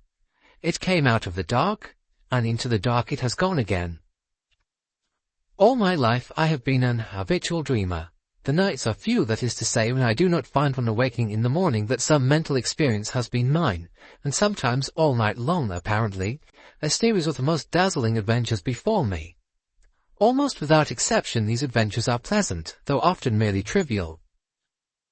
It is of an exception that I am going to speak. It was when I was about 16 that a certain dream first came to me, and this is how it befell. It opened with my being set down at the door of a big red brick house, where I understood I was going to stay. The servant who opened the door told me that tea was being served in the garden, and led me through a low, dark-panelled hall with a large open fireplace onto a cheerful green lawn set round with flower beds. There were grouped about the tea table a small party of people, but they were all strangers to me except one, who was a schoolfellow called Jack Stone, clearly the son of the house, and he introduced me to his mother and father and a couple of sisters. I was, I remember, somewhat astonished to find myself here, for the boy in question was scarcely known to me, and I rather disliked what I knew of him. Moreover, he had left school nearly a year before. The afternoon was very hot, and an intolerable oppression reigned. On the far side of the lawn ran a red brick wall with an iron gate in its centre, outside which stood a walnut tree. We sat in the shadow of the house opposite a row of long windows, inside which I could see a table with cloth laid, glimmering with glass and silver. This garden front of the house was very long, and at one end of it stood a tower of 3 stories, which looked to me older than the rest of the building. Before long, Mrs. Stone, who like the rest of the party had sat in absolute silence, said to me, "Jack will show you your room. I have given you the room in the tower." Quite inexplicably, my heart sank at her words. I felt as if I had known that I should have the room in the tower, and that it contained something dreadful and significant. Jack instantly got up, and I understood that I had to follow him. In silence we passed through the hall, and mounted a great oak staircase with many corners, and arrived at a small landing with 2 doors set in it. He pushed one of these open for me to enter, and without coming in himself, closed it after me. Then I knew that my conjecture had been right. There was something awful in the room, and with the terror of nightmare growing swiftly and enveloping me, I awoke in a spasm of terror. Now that dream or variations on it occurred to me intermittently for 15 years. Most often it came in exactly this form: the arrival, the tea laid out on the lawn, the deadly silence succeeded by that one deadly sentence. The mounting with Jack Stone up to the room in the tower where horror dwelt, and it always came to a close in the nightmare of terror at that which was in the room, though I never saw what it was. At other times I experienced variations on this same theme. Occasionally, for instance, we would be sitting at dinner in the dining room, into the windows of which I had looked on the first night when the dream of this house visited me. But wherever we were, there was the same silence, the same dreadful oppression and foreboding. And the silence I knew would always be broken by Mrs. Stone saying to me, "Jack will show you your room. I have given you the room in the tower," upon which, this was invariable, I had to follow him up the oak staircase with many corners and enter the place that I dreaded more and more each time that I visited it in my sleep. Or again I would find myself playing cards, still in silence, in a drawing-room lit with immense chandeliers that gave a blinding illumination. What the game was I have no idea. What I remember with a sense of miserable anticipation was that soon Mrs. Stone would get up and say to me, "Jack will show you your room. I have given you the room in the tower." This drawing-room where we played cards was next to the dining-room, and, as I have said, was always brilliantly illuminated, whereas the rest of the house was full of dusk and shadows. And yet, how often, in spite of those bouquets of lights, have I not pored over the cards that were dealt me, scarcely able for some reason to see them. The designs, too, were strange. There were no red suits, but all were black, and among them were certain cards which were black all over. I hated and dreaded those. As this dream continued to recur, I got to know the greater part of the house. There was a smoking room beyond the drawing-room, at the end of a passage with a green baize door. It was always very dark there, and as often I went there I passed somebody whom I could not see in the doorway coming out. Curious developments, too, took place in the couches that peopled the dream, as might happen to living persons. Mrs. Stone, for instance, who when I first saw her had been black-haired, became grey, and instead of rising briskly, as she had done at first when she said, "Jack will show you your room, I have given you the room in the tower," got up very feebly, as if the strength was leaving her limbs. Jack also grew up and became a rather ill-looking young man with a brown moustache, while one of the sisters ceased to appear and I understood she was married. Then it so happened that I was not visited by this dream for 6 months or more, and I began to hope, in such inexplicable dread did I hold it, that it had passed away for good. But one night after this interval I again found myself being shown out onto the lawn for tea, and Mrs. Stone was not there, while the others were all dressed in black. At once I guessed the reason, and my heart leapt at the thought that perhaps this time I should not have to sleep in the room in the tower, and though we usually all sat in silence, on this occasion a sense of relief made me talk and laugh as I had never yet done. But even then matters were not altogether comfortable, for no one else spoke, but they all looked secretly at each other. And soon the foolish stream of my talk ran dry, and gradually my apprehension, worse than anything I had previously known, gained on me as the light slowly faded. Suddenly a voice which I knew well broke the stillness, the voice of Mrs. Stone saying, Jack will show you your room. I have given you the room in the tower. It seemed to come from near the gate in the red brick wall that bounded the lawn, and looking up, I saw that the grass outside was stone thick with gravestones. A curious greyish light shone from them, and I could read the lettering on the grave nearest me, and it was, "In evil memory of Julia Stone." And as usual Jack got up, and again I followed him through the hall, and up the staircase with many corners. On this occasion it was darker than usual, and when I passed into the room in the tower I could only just see the furniture, the position of which was already familiar to me. Also there was a dreadful odour of decay in the room, and I woke screaming. The dream, with such variation and developments as I have mentioned, went on at intervals for 15 years. Sometimes I would dream it 2 or 3 nights in succession. Once, as I have said, there was an intermission of 6 months, but taking a reasonable average I should say that I dreamt it quite as often as once in a month. It had, as is plain, something of nightmare about it, since it always ended in the same appalling terror, which so far from getting less, seems to me to gather fresh fear every time that I experienced it. There was, too, a strange and dreadful consistency about it. The characters in it, as I have mentioned, got regularly older.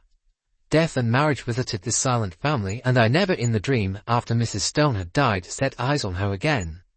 But it was always her voice that told me that the room in the tower was prepared for me, and whether we had tea out on the lawn, or the scene was laid in one of the rooms overlooking it, I could always see her gravestone standing just outside the iron gate. It was the same, too, with the married daughter. Usually she was not present, but once or twice she returned again in company with a man whom I took to be her husband. He, too, like the rest of them, was always silent. But owing to the constant repetition of the dream, I had ceased to attach, in my waking hours, any significance to it. I never met Jack Stone again during all those years, nor did I ever see a house that resembled this dark house of my dream. And then something happened. I had been in London in this year, up till the end of July, and during the first week in August went down to stay with a friend in a house he had taken for the summer months, in the Ashdown Forest district of Sussex. I left London early, for John Clinton was to meet me at Forest Row Station, and we were going to spend the day golfing and go to his house in the evening. He had his motor with him, and we set off about 5 of the afternoon, after a thoroughly delightful day of the drive, the distance being some 10 miles. As it was still so early, we did not have tea at the clubhouse, but waited till we should get home.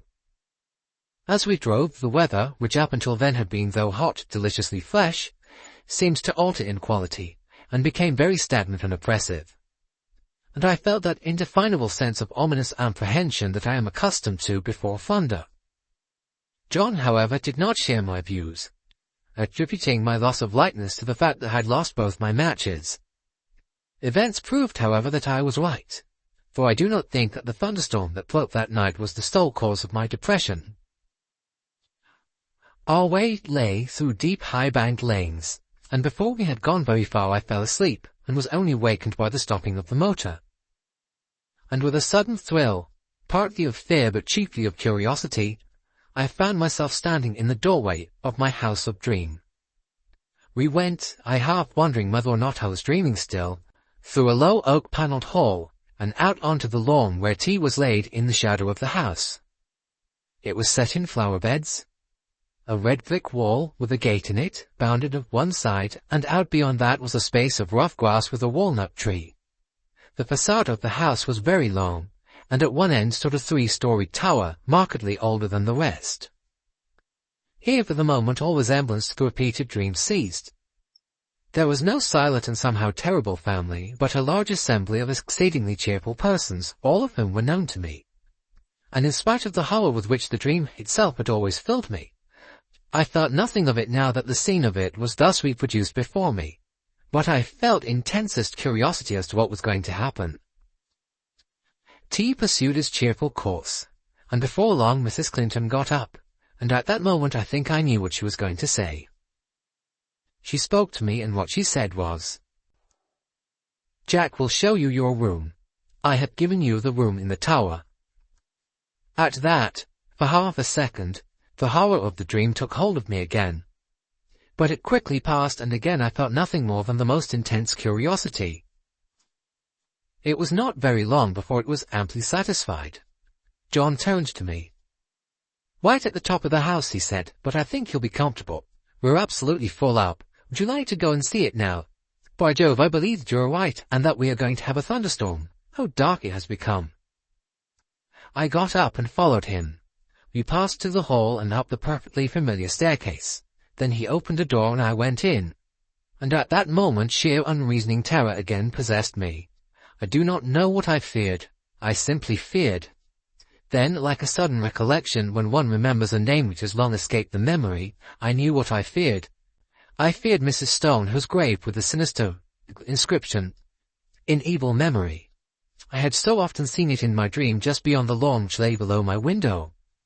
And then once more the fear passed so completely that I wondered what there was to fear, and I found myself, sober and quiet and sane, in the room in the tower, the name of which I had so often heard in my dream, and the scene of which was so familiar. I looked around it with a certain sense of proprietorship, and found that nothing had been changed from the dreaming nights in which I knew it so well. Just to the left of the door was the bed, lengthways along the wall, with the head of it in the angle. In the line of it was the fireplace and a small bookcase. Opposite the door the outer wall was pierced by 2 lattice-paned windows, between which stood the dressing-table, while ranged along the fourth wall was the washing-stand and a big cupboard. My luggage had already been unpacked, for the furniture of dressing and undressing lay orderly on the washstand and toilet-table, while my dinner clothes were spread out on the coverlet of the bed. And then, with a sudden start of unexplained dismay, I saw there were 2 rather conspicuous objects which I had not seen before in my dreams. One, a life-sized oil painting of Mrs. Stone, the other, a black-and-white sketch of Jack Stone, representing him as he appeared to me only a week before in the last of the series of these repeated dreams. A rather secret and evil-looking man of about 30. His picture hung between the windows, looking straight across the room to the other portrait, which hung at the side of the bed. At that I looked next, and as I looked I felt once more the horror of nightmare seize me. It represented Mrs. Stone as I had seen her last in my dreams, old and withered and white-haired. But in spite of the evident feebleness of body, a dreadful exuberance and vitality shone through the envelope of flesh, an exuberance wholly maligned, a vitality that foamed and frothed with unimaginable evil. Evil beamed from the narrow leering eyes, it laughed in the demon-like mouth. The whole face was instinct with some secret and appalling mirth. The hands, clasped together on the knee, seemed shaking with suppressed and nameless glee. Then I saw also that it was signed in the left-hand bottom corner, and wondering who the artist could be, I looked more closely, and read the inscription, "Julia Stone, by Julia Stone." There came a tap at the door, and John Clinton entered. "Got everything you want?" he asked. "Rather more than I want," said I, pointing to the picture. He laughed. "Hard-featured old lady," he said. "By herself, too, I remember.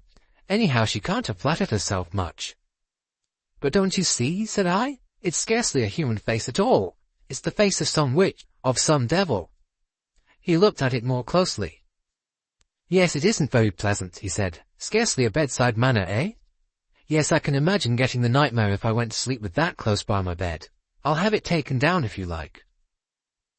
"I really wish you would," I said.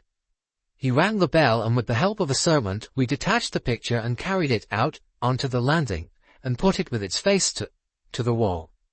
"By Jove, the old lady's a weight," said John, mopping his forehead. "I wonder if she had something on her mind." The extraordinary weight of the picture had struck me too. I was about to reply when I caught sight of my own hand. There was blood on it, in considerable quantities, covering the whole palm. "I've cut myself somehow," said I. John gave a little startled exclamation. "Why, I have too," he said.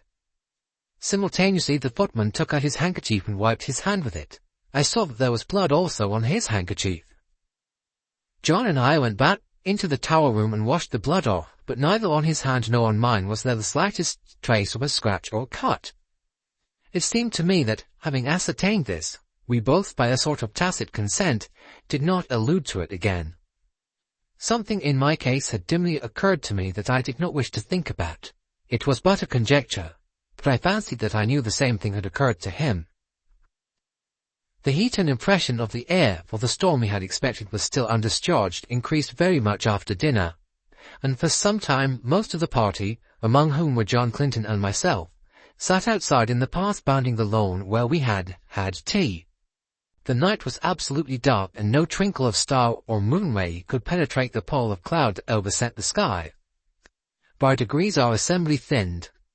The women went up to bed, men dispersed to the smoking or billiard room, and by 11 o'clock my host and I were the only two left.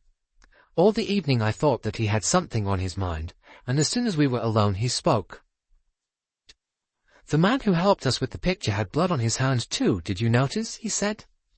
I asked him just now if he had cut himself, and he said he supposed he had, but he could find no mark of it. Now where did that blood come from? By dint of telling myself that I was not going to think about it, I had succeeded in not doing so, and I did not want, especially just at bedtime, to be reminded of it. "I don't know," said I, "and I don't really care so long as that picture of Mrs. Stone is not by my bed." He got up. "But it's odd," he said. "Ha, now you'll see another odd thing." A dog of his, an Irish terrier by breed, had come out of the house as we talked. The door behind us into the hall was open, and a bright oblong of light shone across the lawn to the iron gate which led onto the rough grass outside, where the walnut tree stood. I saw that the dog had all his hackles up, bristling with rage and fight. His lips were curled back from his teeth as if he was ready to spring at something, and he was growling to himself. He took not the slightest notice of his master or me, but stiffly and tensely walked across the grass to the iron gate. There he stood for a moment, looking through the bars and still growling. Then of a sudden his couch seemed to desert him. He gave one long howl and scuttled back to the house with a curious crouching sort of movement. "He does that half a dozen times a day," said John. "He sees something which he both hates and fears." I walked to the gate and looked over it. Something was moving on the grass outside, and soon a sound which I could not instantly identify came to my ears. Then I remembered what it was. It was the purring of a cat. I lit a match and saw the purrer, a big blue Persian, walking round and round in a little circle just outside the gate, stepping high and ecstatically, with tail carried aloft like a banner. Its eyes were bright and shining, and every now and again it put its head down and sniffed at the grass. I laughed. "The end of that mystery, I'm afraid," I said. "Here's a large cat having Walpurgis night all alone." "Yes, that's Darius," said John. "He spends half the day and all night there. But that's not the end of the dog mystery, for Toby and he are the best of friends. But the beginning of the cat mystery. What's the cat doing there? And why is Darius pleased while Toby is terror-stricken?" At that moment I remembered the rather horrible detail of my dreams when I saw through the gate, just where the cat was now, the white tombstone with the sinister inscription. But before I could answer, the rain began, as suddenly and heavily as if a tap had been turned on, and simultaneously the big cat squeezed through the bars of the gate and came leaping across the lawn to the house for shelter. Then it sat in the doorway, looking out eagerly into the dark. It spat and struck at John with its paw as he pushed it in order to close the door. Somehow, with the portrait of Julius Stone in the passage outside, the room in the tower had absolutely no alarm for me, and as I went to bed feeling very sleepy and heavy, I had nothing more than interest with the curious incident about our bleeding hands, and the conduct of the cat and the dog. The last thing I looked at before I put out my light was the square empty space by my bed where the portrait had been. Here the paper was of its original full tint of dark red. Over the rest of the walls it had faded. Then I blew out my candle and instantly fell asleep. My awakening was equally instantaneous, and I sat bolt upright in bed under the impression that some bright light had been flashed in my face, although it was now absolutely pitch dark. I knew exactly where I was, in the room which I had dreaded in dreams, but no horror that I ever felt when asleep approached the fear that now invaded and froze my brain. Immediately after, a peal of thunder crackled just above the house, but the probability that it was only a flash of lightning which awoke me gave no reassurance to my galloping heart. Something I knew was in the room with me, and instinctively I put out my right hand which was nearest the wall to keep it away, and my hand touched the edge of a picture frame hanging close to me. I sprang out of bed, upsetting the small table that stood by it, and I heard my watch, candle and matches clatter onto the floor. But for the moment there was no need of light, for a blinding flash leapt out of the clouds and showed me that by my bed again hung the picture of Mrs. Stone. And instantly the room went into blackness again.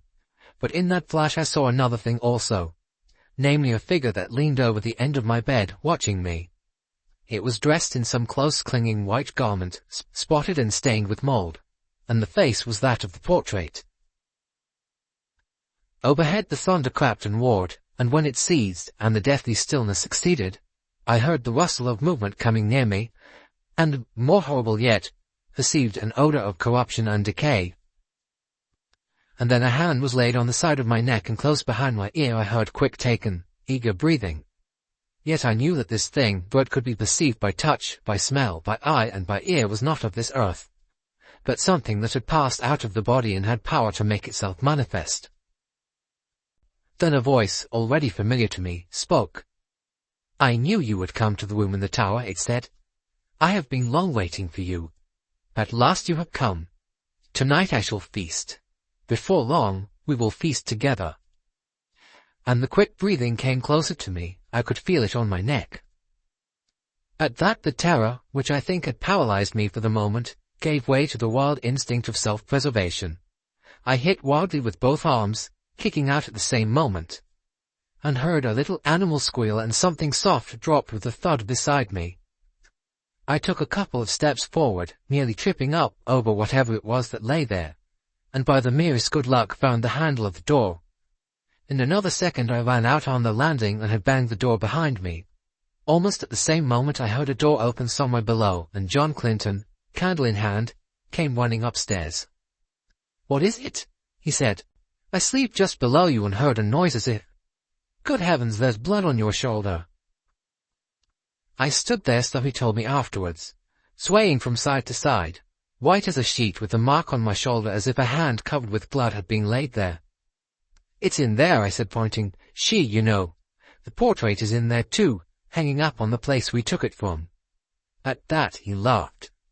"My dear fellow, this is mere nightmare," he said. He pushed by me and opened the door, I standing there simply inert with terror, unable to stop him, unable to move. "Phew, what an awful smell," he said. Then there was silence. He had passed out of my sight behind the open door. Next moment he came out again, as white as myself, and instantly shut it. "Yes, the portrait's there," he said, "and on the floor is a thing spotted with earth like what they bury people in. Come away, quick, come away." How I got downstairs I hardly know. An awful shuddering and nausea of the spirit rather than of the flesh had seized me, and more than once he had to place his feet upon the steps, while every now and then he cast glances of terror and apprehension up the stairs. But in time we came to his dressing-room on the floor below, and there I told him what I have here described.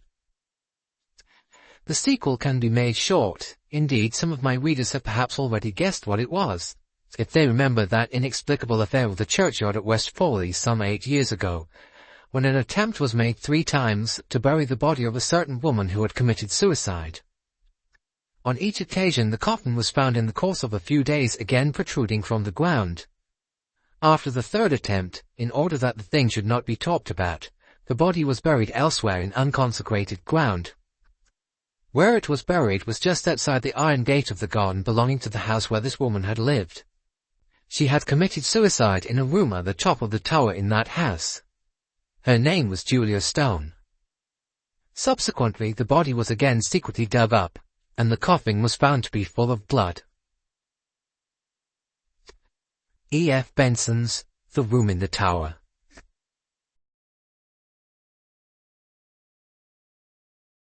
To be read at dusk, by Charles Dickens. 1, 2, 3, 4, 5. There were 5 of them. 5 couriers sitting on a bench outside the convent on the summit of the great St. Bernard in Switzerland, looking at the remote heights, stained by the setting sun as if a mighty quantity of red wine had been broached upon the mountain top, and had not yet had time to sink into the snow. This is not my simile. It was made for the occasion by the stoutest courier, who was a German. None of the others took any more notice of it than they took of me, sitting on another bench on the other side of the convent door, smoking my cigar like them, and, also like them, looking at the reddened snow, and at the lowly shed hard by, where the bodies of belated travellers, dug out of it, slowly wither away, knowing no corruption in that cold region. The wine upon the mountain tops soaked in as we looked. The mountain became white, the sky a very dark blue. The wind rose, and the air turned piercing cold. The 5 couriers buttoned their rough coats. There being no safer man to imitate in all such proceedings than a courier, I buttoned mine. The mountain in the sunset had stopped the 5 couriers in a conversation. It is a sublime sight, likely to stop conversation. The mountain being now out of the sunset, they resumed. Not that I had heard any part of their previous discourse, for indeed I had not then broken away from the American gentleman in the traveller's parlour of the convent, who, sitting with his face to the fire, had undertaken to realize to me the whole progress of events which had led to the accumulation by the Honourable Ananias Dodger of one of the largest acquisitions of dollars ever made in our country. "My God!" said the Swiss courier, speaking in French, which I do not hold, as some authors appear to do, to be such an all-sufficient excuse for a naughty word, that I have only to write it in that language to make it innocent. "If you talk of ghosts—" "But I don't talk of ghosts," said the German. "Of what, then?" asked the Swiss. "If I knew of what, then," said the German, "I should probably know a great deal more." It was a good answer, I thought, and it made me curious. So I moved my position to that corner of my bench which was nearest to them, and leaning my back against the convent wall, heard perfectly, without appearing to attend. "Thunder and lightning," said the German, warming. "When a certain man is coming in to see you, unexpectedly, and, without his own knowledge, sends some invisible messenger to put the idea of him into your head all day, what do you call that? When you walk along a crowded street, at Frankfurt, Milan, London, Paris, and think that a passing stranger is like your friend Heinrich, and then that another passing stranger is like your friend Heinrich, and so begin to have a strange foreknowledge that presently you'll meet your friend Heinrich, which you do, though you believed him at Trieste, what do you call that?" "It's not uncommon either," murmured the Swiss, and the other 3. "Uncommon," said the German. "It's as common as cherries in the Black Forest. It's as common as macaroni at Naples. And Naples reminds me, when the old Marchesa Senzanima shrieks at a card player on the Chiaja, as I heard and saw her, for it happened in a Bavarian family of mine, and I was overlooking the service that evening. I say, when the old Marchesa starts up at the card table, white through her rouge, and cries, 'My sister in Spain is dead,' I felt her cold touch on my back. And when that sister is dead at that moment, what do you call that? Or when the blood of San Gennaro liquefies at the request of the clergy, as all the world knows that it does regularly once a year in my native city," said the Neapolitan courier, after a pause, with a comical look. "What do you call that?" "That?" cried the German. "Well, I think I know a name for that." "Miracle?" said the Neapolitan, with the same sly face. The German merely smoked and laughed, and they all smoked and laughed. "Bah!" said the German presently. "I speak of things that really do happen. When I want to see the conjurer, I pay to see a professed one, and have my money's worth. Very strange things do happen without ghosts. Ghosts! Giovanni Baptista, tell your story of the English bride. There's no ghost in that, but something full as strange. Why, any man tell me what?" As there was a silence among them, I glanced around. He whom I took to be Baptista was lighting a fresh cigar. He presently went on to speak. He was a Genoese, as I judged. "The story of the English bride," said he. "Basta! One ought not to call so slight a thing a story. Well, it's all one. But it's true. Observe ye well, gentlemen, it's true. That which glitters is not always gold, but what I am going to tell is true." He repeated this more than once. 10 years ago I took my credentials to an English gentleman at the Long's Hotel in Bond Street, London, who was about to travel. It might be for 1 year, it might be for 2. He approved of them, likewise of me. He was pleased to make inquiry. The testimony that he received was favourable. He engaged me by the 6 months, and my entertainment was generous. He was young, handsome, very happy. He was enamoured of a fair young English lady with a sufficient fortune, and they were going to be married. It was the wedding trip, in short, that we were going to take. For 3 months' rest in the hot weather, it was early summer then, he had hired an old place on the Riviera, at an easy distance from my city, Genoa, on the road to Nice. Did I know that place? Yes, I told him I knew it well. It was an old palace with great gardens. It was a little bare, and it was a little dark and gloomy, being close surrounded by trees, but it was spacious, ancient, grand, and on the seashore. He said it had been so described to him exactly, and he was well pleased that I knew it. For it being a little bare of furniture, all such places were.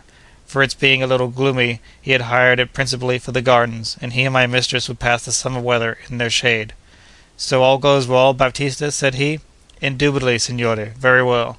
We had a travelling chariot for our journey, newly built for us, and in all respects complete. All we had was complete. We wanted for nothing. The marriage took place. They were happy. I was happy, seeing all so bright, being so well situated, going to my own city, teaching my language in the rumble to the maid, La Bella Carolina, whose heart was gay with laughter, who was young and rosy. The time flew, but I observed, listen to this, I pray, and here the courier dropped his voice. I observed my mistress sometimes brooding in a manner very strange, in a frightened manner, in an unhappy manner, with a cloudy, uncertain alarm upon her. I think that I began to notice this when I was walking up hills by the carriage side, and master had gone on in front. At any rate, I remember that it impressed itself upon my mind one evening in the south of France, when she called to me to call master back, and when he came back and walked for a long way, talking encouragingly and affectionately to her, with his hand upon the open window and hers in it. Now and then he laughed in a merry way, as if he were bantering her out of something. By and by she laughed, and then all went well again. It was curious. I asked La Bella Carolina, the pretty little one, was mistress unwell? No. Out of spirits? No. Fearful of bad roads or brigands? No. And what made it more mysterious was, the pretty little one would not look at me in giving answer, but would look at the view. But one day she told me the secret. If you must know, said Carolina, I find, from what I have overheard, that mistress is haunted. How haunted? By a dream. What dream? By a dream of a face. For 3 nights before her marriage she saw a face in a dream, always the same face, and only one. A terrible face? No, the face of a dark, remarkable-looking man, in black, with black hair and a grey moustache. A handsome man, except for a reserved and secret air. Not a face she ever saw, or at all like a face she ever saw. Doing nothing in the dream but looking at her fixedly, out of darkness. Does the dream come back? Never. The recollection of it is all her trouble. And why does it trouble her?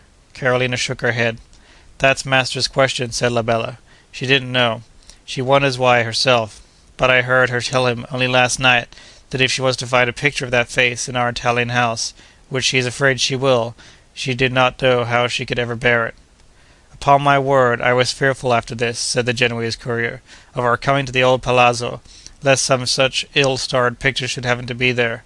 I knew there were many there, and as we got nearer and nearer to the place, I wished the whole gallery in the crater of Vesuvius. To mend the matter, it was a stormy, dismal evening when we, at last, approached that part of the Riviera. It thundered, and the thunder of my city and its environs, rolling along among the high hills, is very loud. The lizards ran in and out of the chinks in the broken stone wall of the garden, as if they were frightened. The frogs bubbled and croaked their loudest. The sea wind moaned, and the wet trees dripped.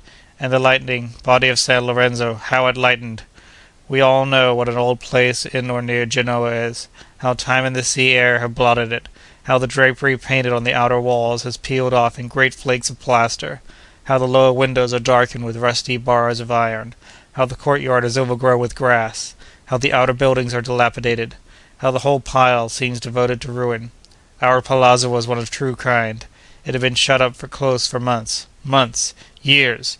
It had an earthy smell, like a tomb. The scent of the orange trees on the broad back terrace, and of the lemons ripening on the wall, and of some shrubs that grew around a broken fountain, had got into the house somehow, and had never been able to get out again. There was, in every room, an aged smell, grown faint with confinement. It pined in all the cupboards and drawers. In the little rooms of communication between great rooms, it was stifling. If you turned a picture, to come back to the pictures, there it still was, clinging to the wall behind the frame, like a sort of bat. The lattice blinds were close shut, all over the house. There were 2 ugly grey old women in the house, to take care of it. One of them was a spindle, who stood winding and mumbling in the doorway, and who would as soon have let in the devil as in the air. Master, mistress, La Bella Carolina, and I went all through the palazzo. I went first, though I have named myself last, opening the windows and the lattice blinds, and shaking down on myself splashes of rain and scraps of mortar, and now and then a dozing mosquito or a monstrous flat, blotchy Genoese spider. When I had let the evening light into a room, master, mistress, and La Bella Carolina entered. Then we looked round at all the pictures, and I went forward again into another room. Mistress secretly had great fear of meeting with the likeness of that face. We all had, but there was no such thing.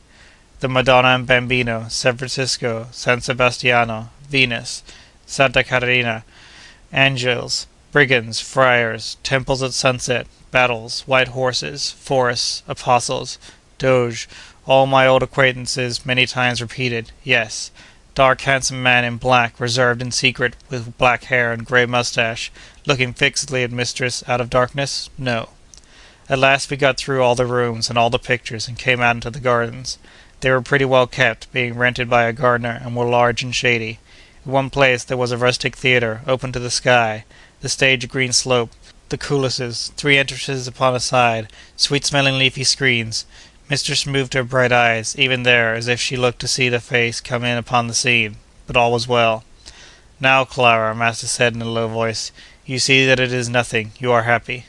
Mistress was much encouraged. She soon accustomed herself to that grim palazzo, and would sing and play the harp, and copy the old pictures, and stroll with master under the green trees and vines all day. She was beautiful. He was happy. He would laugh and say to me, mounting his horse for his morning ride before the heat, "All goes well, Baptista." "Yes, signore, thank God, very well." We kept no company. I took La Bella to the Duomo and Annunziata, to the cafe, to the opera, to the village festa, to the public garden, to the day theatre, to the marionetti. The pretty little one was charmed with all she saw. She learned Italian. Heavens, miraculously! Was mistress quite forgetful of that dream? I asked Carolina sometimes. Nearly, said La Bella, almost. It was wearing out. One day master received a letter and called me. "Baptista! Signore! A gentleman who is presented to me will dine here today. He is called the Signor dell'Ombra. Let me dine like a prince." It was an odd name. I did not know that name. But there have been many noblemen and gentlemen pursued by Austria on political suspicions lately, and some names had changed. Perhaps this was one. Altro. Dell'Ombra was as good a name to me as another. When the Signor dell'Ombra came to dinner, said the Genoese courier in the low voice into which he had subsided once before, I showed him into the reception-room, the great sala of the old palazzo. Master received him with cordiality, and presented him to mistress. As she rose, her face changed, she gave a cry, and fell upon the marble floor. Then I turned my head to the Signor dell'Ombra, and saw that he was dressed in black, and had a reserved and secret air, and was a dark, remarkable-looking man, with black hair and a grey moustache. Master raised mistress in his arms, and carried her to her own room, where I sent La Bella Carolina straight. La Bella told me afterwards that mistress was nearly terrified to death, and that she wandered in her mind about her dream all night. Master was vexed and anxious, almost angry, and yet full of solicitude. The Signor dell'Ombra was a courtly gentleman, and spoke with great respect and sympathy of mistress's being so ill. The African wind had been blowing for some days. They had told him at his hotel, the Maltese Cross, and he knew that it was often hurtful. He hoped the beautiful lady would recover soon. He begged permission to retire, and to renew his visit when he should have the happiness of hearing that she was better. Master would not allow of this, and they dined alone. He withdrew early. Next day he called at the gate, on horseback, to inquire for mistress. He did so 2 or 3 times in that week. What I observed myself, and what La Bella Carolina told me, united to explain to me that master had now set his mind on curing mistress of her fanciful terror. He was all kindness, but he was sensible and firm. He reasoned with her, that to encourage such fancies was to invite melancholy, if not madness. That it rested with herself to be herself, that if she once resisted her strange weakness so successfully as to receive the Signor dell'Ombra as an English lady would receive any other guest, it was forever conquered. To make an end, the Signore came again, and mistress received him without marked distress, though with constraint and apprehension still, and the evening passed serenely. Master was so delighted with this change, and so anxious to confirm it, that the Signor dell'Ombra became a constant guest. He was accomplished in pictures, books, and music. Any society in any grim palazzo would have been welcome. I used to notice, many times, that mistress was not quite recovered. She would cast down her eyes and droop her head before the Signor dell'Ombra, or would look at him with a terrified and fascinated glance, as if his presence had some evil influence or power upon her. Turning for her to him, I used to see him in the shaded gardens, or the large half-lighted sala, looking, as I might say, fixedly upon her out of darkness. But truly I had not forgotten La Bella Carolina's words, describing the face in the dream. After his second visit I heard master say, "Now see, my dear Clara, it's over. Dell'Ombra has come and gone, and your apprehension is broken like glass." Will he ever come again?" asked mistress. "Again? Why, surely, over and over again. Are you cold?" She shivered. "No, dear, but he terrifies me. Are you sure that he need come again?" "The surer for the question, Clara," replied master, cheerfully. But he was very hopeful of her complete recovery now, and grew more and more so every day. She was beautiful. He was happy. "All goes well, Baptista?" he would say to me again. "Yes, signore, thank God, very well." "We were all," said the Genoese courier, constraining himself to speak a little louder. "We were all at Rome for the carnival. I had been out all day with a Sicilian, a friend of mine, and a courier who was there with an English family. As I returned at night to our hotel, I met the little Carolina, who never stirred from home alone, running distractedly along the Corso. "Carolina, what's the matter?" "Oh, Baptista! Oh, for the Lord's sake, where is my mistress?" "Mistress, Carolina?" "Gone since morning. Told me when master went out on his day's journey not to call her, for she was tired with not resting in the night, having been in pain, and would lie in bed until the evening, then get up refreshed. She is gone! She is gone! Master has come back, broken down the door, and she is gone! My beautiful, my good, my innocent mistress!" The pretty little one so cried and raved, and tore herself that I could not have held her, but for her swooning on my arm as if she had been shot. Master came up, in manner, face, or voice, no more the master that I knew was he. He took me. I laid the little one upon her bed in the hotel, and left her with the chamberwoman, in a carriage, furiously through the darkness, across the desolate Campagna. When it was day, and we stopped at a miserable post-house, all the horses had been hired 12 hours ago, and sent away in different directions. Mark me, by the Signor de Lombre, who had passed there in a carriage, with a frightened English lady crouching in one corner. "I never heard," said the Genoese courier, drawing a long breath, "that she was ever traced beyond that spot. All I know is that she vanished into infamous oblivion, with the dreaded face beside her that she had seen in her dream." "What do you call that?" said the German courier, triumphantly. "Ghosts? There are no ghosts there. What do you call this, that I am going to tell you? Ghosts! There are no ghosts here." "I took an engagement once," pursued the German courier, "with an English gentleman, elderly and a bachelor, to travel through my country, my fatherland. He was a merchant who traded with my country and knew the language, but who had never been there since he was a boy, as I judge, some 60 years before. His name was James, and he had a twin brother John, also a bachelor. Between these brothers there was a great affection. They were in business together, at Goodman's Fields, but they did not live together. Mr. James dwelt in Poland Street, turning out of Oxford Street, London. Mr. John resided by Epping Forest. Mr. James and I were to start for Germany in about a week. The exact day depended on business. Mr. John came to Poland Street, where I was staying in the house, to pass that week with Mr. James. But, he said to his brother on the second day, "I don't feel very well, James. That's not much the matter with me, but I think I am a little gouty. I'll go home and put myself under the care of my old housekeeper, who understands my ways. If I get quite better, I'll come back and see you before you go. If I don't feel well enough to resume my visit where I leave it off, why, you will come and see me before you go." Mr. James, of course, said he would, and they shook hands, both hands as they always did, and Mr. John ordered out of his old-fashioned chariot and rumbled home. It was on the second night after that is to say the fourth in the week, when I was awoke out of my sound sleep by Mr. James coming into my bedroom in his flannel gown, with a lighted candle. He sat upon the side of my bed, and looking at me said, "Wilhelm, I have reason to think I have got some strange illness upon me." I then perceived that there was a very unusual expression in his face. "Wilhelm," said he, "I am not afraid or ashamed to tell you that I might be afraid or ashamed to tell another man. You come from a sensible country, where my mysterious things are inquired into, and are not settled to have been weighed and measured, or to have been unweighable and unmeasurable, or in either case to have been completely disposed of for all time, ever so many years ago. I have just now seen the phantom of my brother." "I confess," said the German courier, "that it gave me a little tingling of the blood to hear it." "I have just now seen," Mr. James repeated, looking full at me that I might see how collected he was, "the phantom of my brother John. I was sitting up in bed, unable to sleep, when he came into my room in a white dress, and regarding me earnestly, passed up to the end of the room, glanced at some papers on my writing desk, turned, and still looking earnestly at me as it passed the bed, went out the door. Now, I am not in the least mad, and am not in the least disposed to invest that phantom with any external existence out of myself. I think it is a warning to me that I am ill. I think I had better be bled." "I got out of bed directly," said the German courier, and began to get on my clothes, begging him not to be alarmed, and telling him that I would go to myself to the doctor. I was just ready, when we heard a loud knocking and ringing at the street door. My room being an attic at the back, and Mr. James's being the second-floor room in the front, we went down to his room, and put out the window to see what was the matter. "Is that Mr. James?" said a man below, falling back to the opposite side of the way to look up. "It is," said Mr. James, "and you are my brother's man, Robert." "Yes, sir. I am sorry to say, sir, that Mr. John is ill. He is very bad, sir. It is even feared that he may be lying at the point of death. He wants to see you, sir.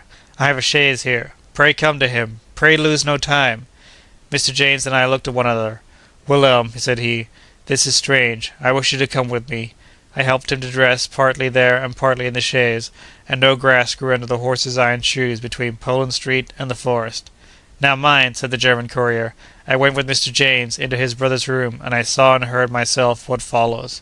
His brother lay upon his bed, at the upper end of a long bed-chamber. His old housekeeper was there, and others were there.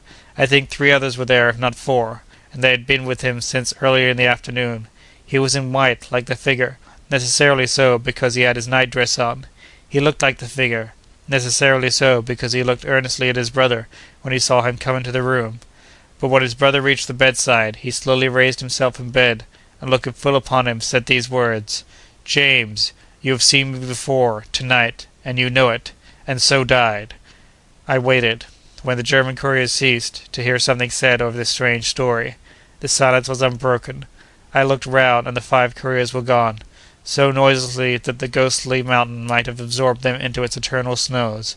By this time I was by no means in a mood to sit alone in that awful scene, with the chill air coming solemnly upon me, or, if I may tell the truth, to sit alone anywhere. So I went back into the convent parlour, and, finding the American gentleman still disposed to relate the biography of the Honourable Ananias Dodger, heard it all out.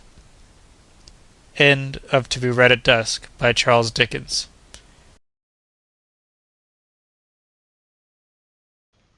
The Telltale Heart, by Edgar Allan Poe. True. Nervous. Very, very dreadfully nervous I had been and am. But why will you say that I am mad? The disease had sharpened my senses, not destroyed, not dulled them. Above all was the sense of hearing acute. I heard all things in heaven and in the earth. I heard many things in hell.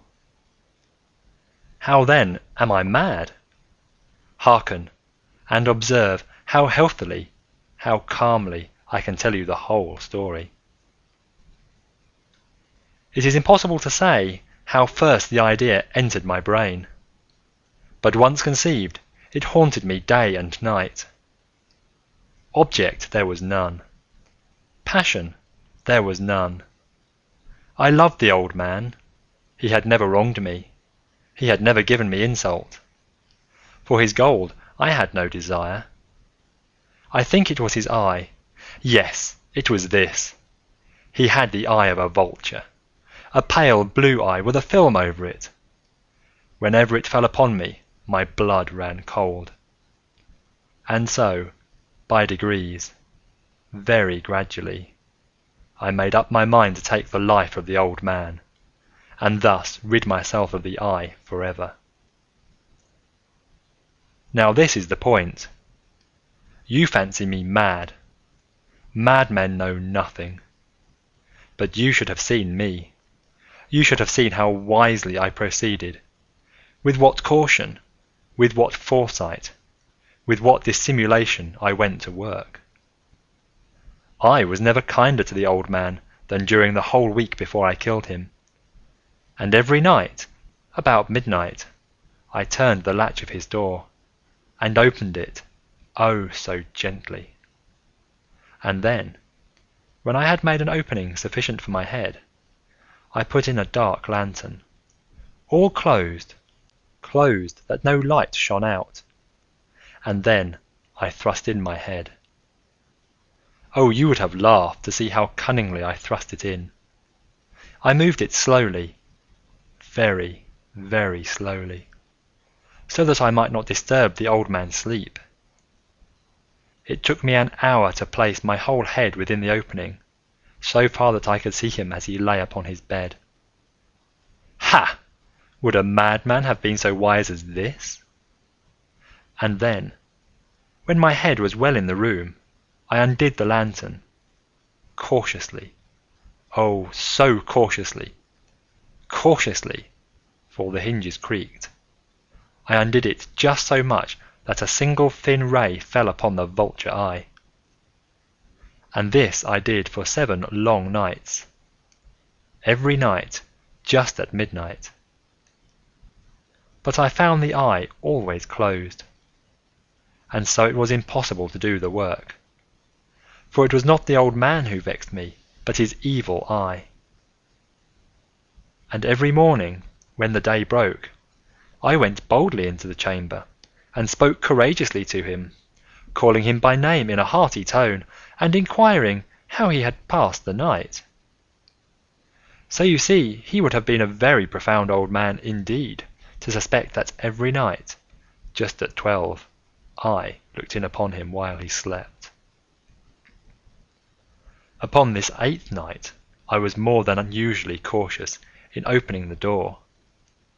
A watcher's minute hand moves more quickly than did mine. Never before that night had I felt the extent of my own powers, of my sagacity. I could scarcely contain my feelings of triumph. To think that there I was, opening the door, little by little, and he not even to dream of my secret deeds or thoughts. I fairly chuckled at the idea, and perhaps he heard me, for he moved on the bed suddenly as if startled. Now you may think that I drew back, but no. His room was as black as pitch, with the thick darkness, for the shutters were close fastened through fear of robbers, and so I knew that he could not see the opening of the door, and I kept pushing on it steadily, steadily. I had my head in, and was about to open the lantern, when my thumb slipped upon the tin fastening, and the old man sprang up in bed, crying, "Who's there?" I kept quite still and said nothing. For a whole hour I did not move a muscle, and in the meantime I did not hear him lie down. He was still sitting up in the bed, listening, just as I have done night after night, hearkening to the death watches in the wall. Presently I heard a slight groan, and I knew it was the groan of mortal terror. It was not a groan of pain or of grief. Oh no, it was the low, stifled sound that arises from the bottom of the soul when overcharged with awe. I knew the sound well. Many a night, just at midnight, when all the world slept, it has welled up from my own bosom, deepening with its dreadful echo the terrors that distracted me. I say I knew it well. I knew what the old man felt, and pitied him, although I chuckled at heart. I knew that he had been lying awake ever since the first slight noise, when he had turned in the bed. His fears had been ever since growing upon him. He had been trying to fancy them causeless, but could not. He had been saying to himself, "It is nothing but the wind in the chimney. It is only a mouse crossing the floor," or "It is merely a cricket which has made a single chirp." Yes, he had been trying to comfort himself with these suppositions, but he had found all in vain, because death, in approaching him, had stalked with his black shadow before him, and enveloped the victim, and it was the mournful influence of the unperceived shadow that caused him to feel, although he neither saw nor heard, to feel the presence of my head within the room. When I had waited a long time, very patiently, without hearing him lie down, I resolved to open a very, very little crevice in the lantern. So I opened it. You cannot imagine how stealthily, until at length a simple dim ray, like the thread of the spider, shot out from the crevice and fell full upon the vulture eye. It was open, wide open, and I grew furious as I gazed upon it. I saw it with perfect distinctness, all a dull blue, with a hideous veil over it that chilled the very marrow in my bones. But I could see nothing else of the old man's face or person, for I had directed the ray, as if by instinct, precisely upon the damned spot. And have I not told you that what you mistake for madness is but over-acuteness of the sense? Now, I say there came to my ears a low, dull, quick sound, such as a watch makes when enveloped in cotton. I knew that sound well. It was the beating of the old man's heart. It increased my fury, as the beating of a drum stimulates the soldier into courage. But even yet I refrained and kept still. I scarcely breathed. I held the lantern motionless. I tried how steadily I could maintain the ray upon the eye. Meantime, the hellish tattoo of the heart increased. It grew quicker and quicker, and louder every instant. The old man's terror must have been extreme. It grew louder, I say, louder every moment. Do you mark me well? I have told you that I am nervous. So I am, and now at the dead hour of the night, amid the dreadful silence of that old house, so strange a noise as this excited me to uncontrollable terror. Yet, for some minutes longer I refrained and stood still. But the beating grew louder, louder. I thought the heart must burst, and now a new anxiety seized me. The sound will be heard by my neighbour. The old man's hour had come. With a loud yell, I threw open the lantern and leaped into the room. He shrieked once, only once. In an instant I dragged him to the floor and pulled the heavy bed over him. I then smiled gaily, to find the deed so far done. But for many minutes the heart beat on with a muffled sound. This, however, did not vex me. It would not be heard through the wall. At length it ceased. The old man was dead. I removed the bed and examined the corpse. Yes, he was stone dead. I placed my hand upon the heart and held it there many minutes. There was no pulsation. He was stone dead. His eye would trouble me no more. If still you think me mad, you will think so no longer when I describe the wise precautions I took for the concealment of the body. The night waned, and I worked hastily, but in silence. First of all I dismembered the corpse. I cut off the head, and the arms, and the legs. I then took up 3 planks from the flooring of the chamber, and deposited all between the scantlings. I then replaced the boards so cleverly, so cunningly, that no human eye, not even his, could have detected anything wrong. There was nothing to wash out, no stain of any kind, no blood spot whatever. I had been too wary for that. A tub had caught all, ha ha ha! When I had made an end of these labours, it was 4 o'clock, still dark as midnight. As the bell sounded the hour, there came a knocking at the street door. I went down to open it with a light heart, for what had I now to fear?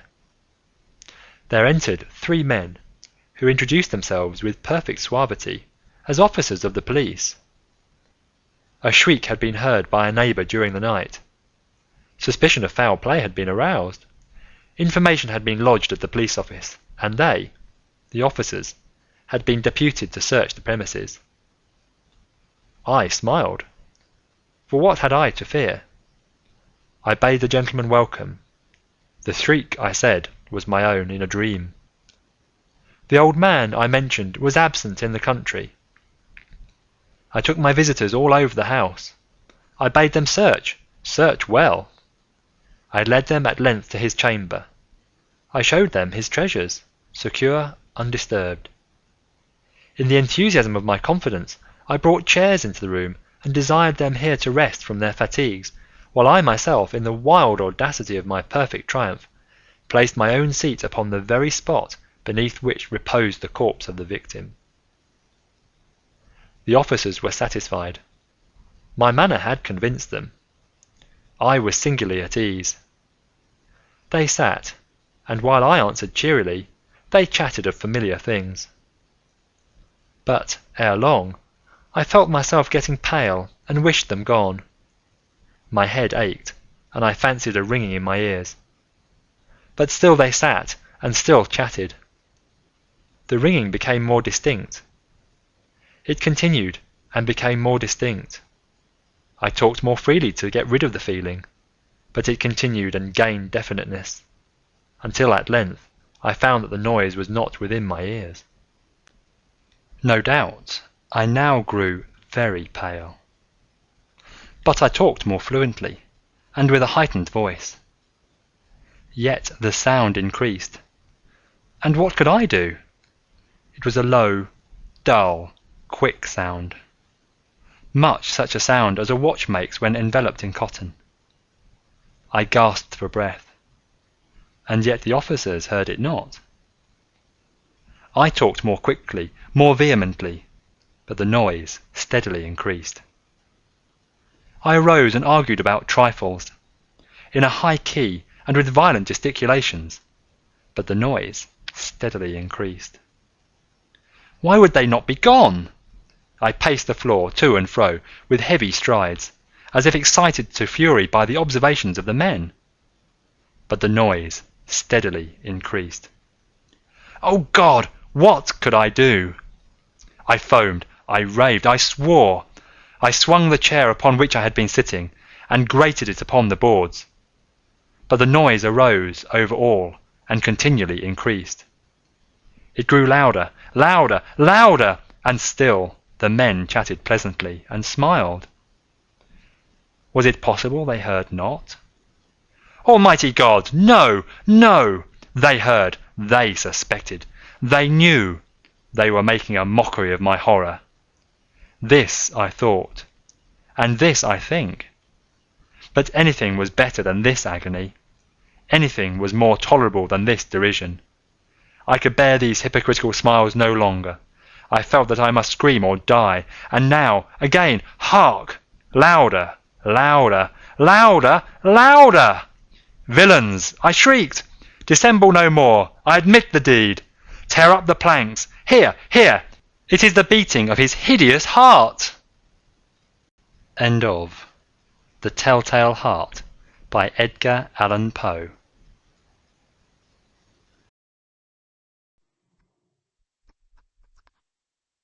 Staley Fleming's Hallucination by Ambrose Bierce.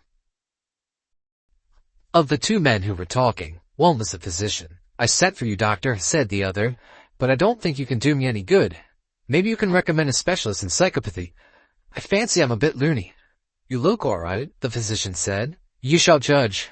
I have hallucinations. I wake every night and see in my room, intently watching me, a big black Newfoundland dog with a white forefoot. You say you wake. Are you sure about that? Hallucinations are sometimes only dreams. Oh, I wake all right. Sometimes I lie still, a long time, looking at the dog as earnestly as the dog looks at me. I always leave the light going. When I can't endure it any longer, I sit up in bed, and nothing is there. What is the beast's expression? It seems to me sinister. Of course, I know that. Except in art, an animal's face in repose always has the same expression. But this is not a real animal. Newfoundland dogs are pretty mild-looking, you know? What's the matter with this one?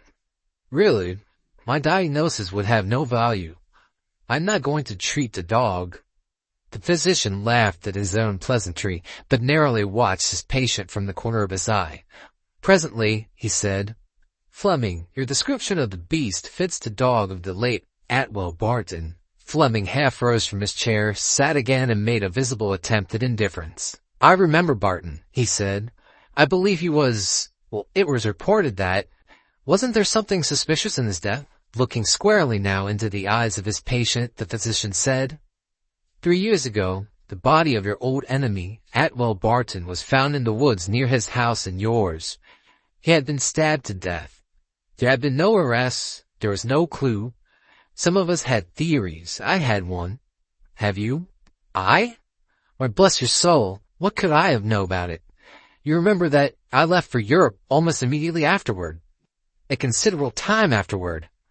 In the few weeks since my return, you could not expect me to construct a theory. In fact, I have not given the matter a thought. What about his dog? It was first to find the body. It died of starvation on his grave. We do not know the inexorable law of underlying coincidences. Staley Fleming did not, or he would perhaps not have sprung to his feet as the night wind brought in through the open window the long wailing howl of a distant dog. He strode several times across the room in the steadfast gaze of the physician, then, abruptly confronting him, almost shouted, "What has all this to do with my trouble, Dr. Hallerman? You forget why you were sent for." Rising, the physician laid his hand upon the patient's arm, and said, gently, "Pardon me, I cannot diagnose your disorder offhand. Tomorrow, perhaps. Please go to bed, leaving your door unlocked. I will pass the night here with your books. Can you call me without rising? Yes, there's an electric bell. Good. If anything disturbs you, push the button without sitting up. Good night." Comfortably installed in an armchair, the man of medicine stared into the glowing coals and thought deeply and long, but apparently to little purpose, for he frequently rose and, opening a door leading to the staircase, listened intently, then resumed to his seat. Presently, however, he fell asleep, and when he woke it was past midnight. He stirred the falling fire, lifted a book from the table at his side, and looked at the title. It was Denneker's Meditations. He opened it at random and began to read. "Forasmuch as it is ordained of God, that all flesh bath spirit, and thereby taketh on spiritual powers, so, also, the spirit bath powers of the flesh, even when it is gone out of the flesh, and liveth as a staying apart, as many a violence performed by wraith in the mirror sheweth. And there be who say that man is not single of this, but the beasts have the like evil inducement, and—" The reading was interrupted by a shaking of the house, as by the fall of a heavy object. The reader flung down the book, rushed from the room, and mounted the stairs to Fleming's bedchamber. He tried the door, but contrary to his instructions it was locked. He set his shoulder against it with such force that it gave way. On the floor near the disordered bed, in his night-clothes, lay Fleming, gasping away his life. The physician raised the dying man's head from the floor and observed a wound in the throat. "I should have thought about this," he said, believing it suicide. When the man was dead, an examination disclosed the unmistakable marks of an animal's fangs deeply sunken into the jugular vein.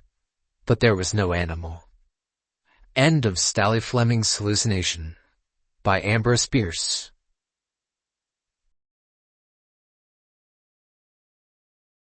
Transformation by Mary Shelley. Forthwith this frame of mine was wrenched with a woeful agony, which forced me to begin my tale, and then it set me free. Since then, at an uncertain hour, that agony returns, until my ghastly tale is told, this heart within me burns.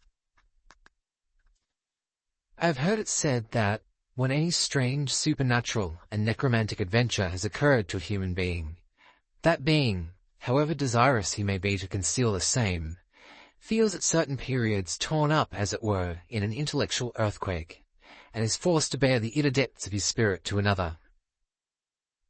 I am a witness to the truth of this. I have dearly sworn to myself never to reveal to human ears the horrors to which I once, in excessive fiendly pride, delivered myself over. The holy man who heard my confession, and reconciled me to the church, is dead. None knows that once— Why should it not be thus?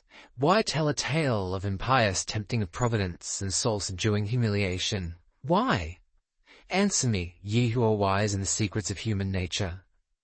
I only know that so it is, and in spite of strong resolve, of a pride that too much masters me, of shame and even of fear, so to render myself odious to my species, I must speak.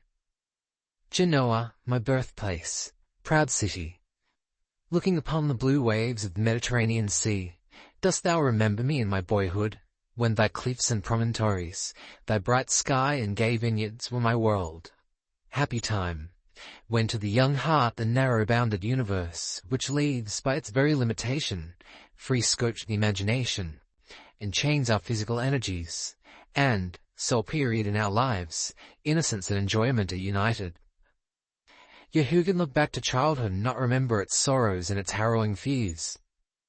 I was born with the most imperious, haughty, tameless spirit, with which ever mortal was gifted.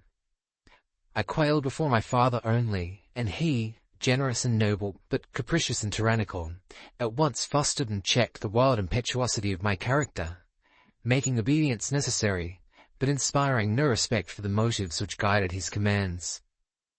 To be a man, free, independent, or in better words, insolent and domineering, was the hope and prayer of my rebel heart.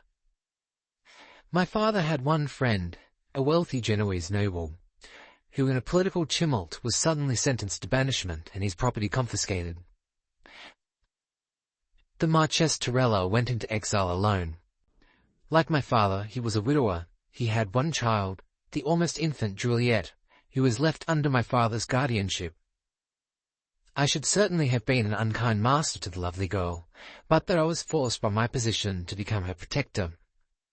A variety of childish incidents all tended to one point, to make Juliet see in me a rock of refuge. I and her, one, he must perish through the soft sensibility of her nature too rudely visited, but for my guardian care.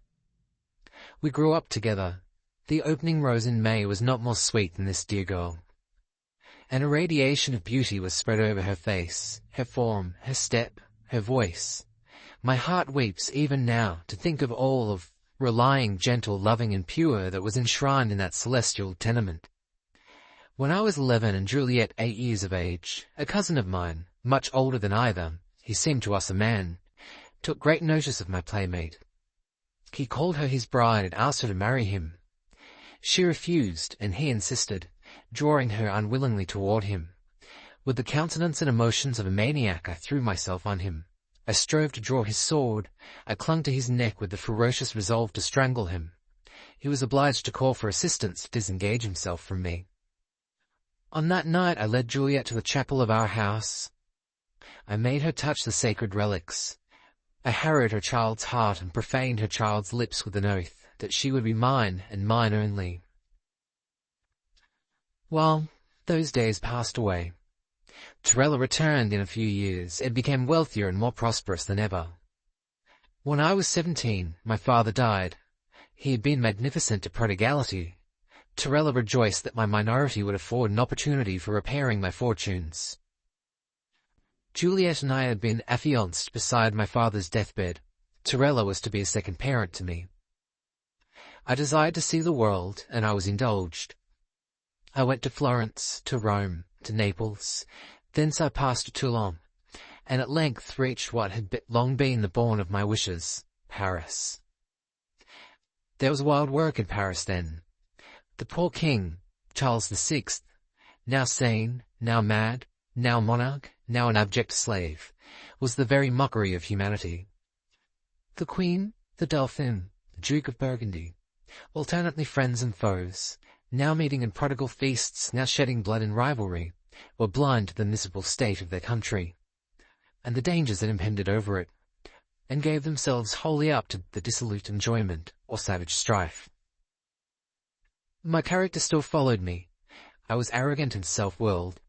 I loved display, and above all, I threw all control far from me. Who could control me in Paris? My young friends were eager to foster passions which furnished them with pleasures. I was deemed handsome. I was master of every knightly accomplishment. I was discontented with any political party. I grew a favourite with them all. My presumption and arrogance were pardoned in one so young. I became a spoiled child. Who could control me?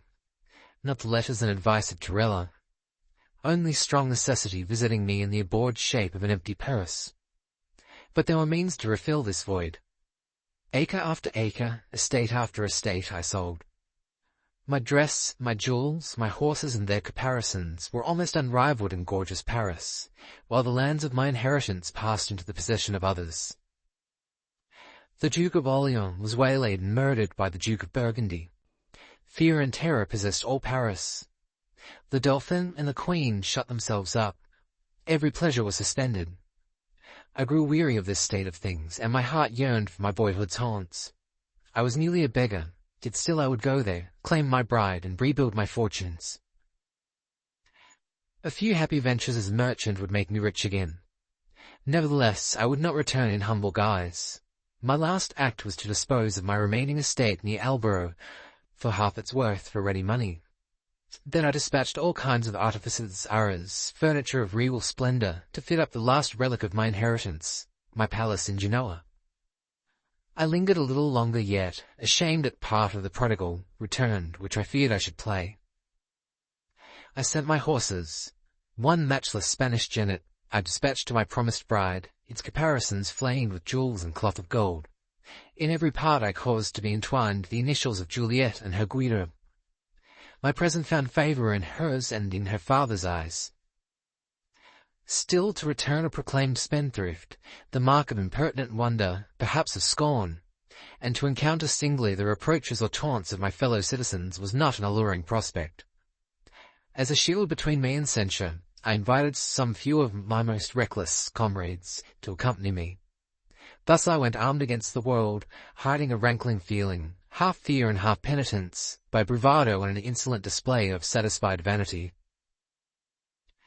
I arrived in Genoa. I trod the pavement of my ancestral palace. My proud step was no interpreter of my heart, for I deeply felt that, though surrounded by every luxury, I was a beggar. The first step I took in claiming Juliet must widely declare me as such. I read contempt or pity in the looks of all. I fancied, so apt is conscience to imagine what it deserves, that rich and poor, young and old, all regarded me with derision. Torella came not near me. No wonder that my second father should expect a son's deference from me in waiting first on him. But galled and stung by a sense of my follies and demerit, I strove to throw the blame on others. We kept nightly orgies in Palazzo Corregia. To sleepless riotous nights followed listless supine mornings. At the Ave Maria we showed our dainty persons in the streets, scoffing at the sober citizens, casting insolent glances at the shrinking women. Juliet was not among them. No. If she had been there, shame would have driven me away, if love had not brought me to her feet. I grew tired of this. Suddenly I paid the Marchese a visit. He was at his villa, one among the many which decked the suburb of San Pietro di Arena. It was the month of May.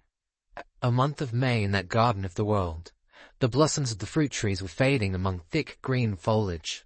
The vines were shooting forth.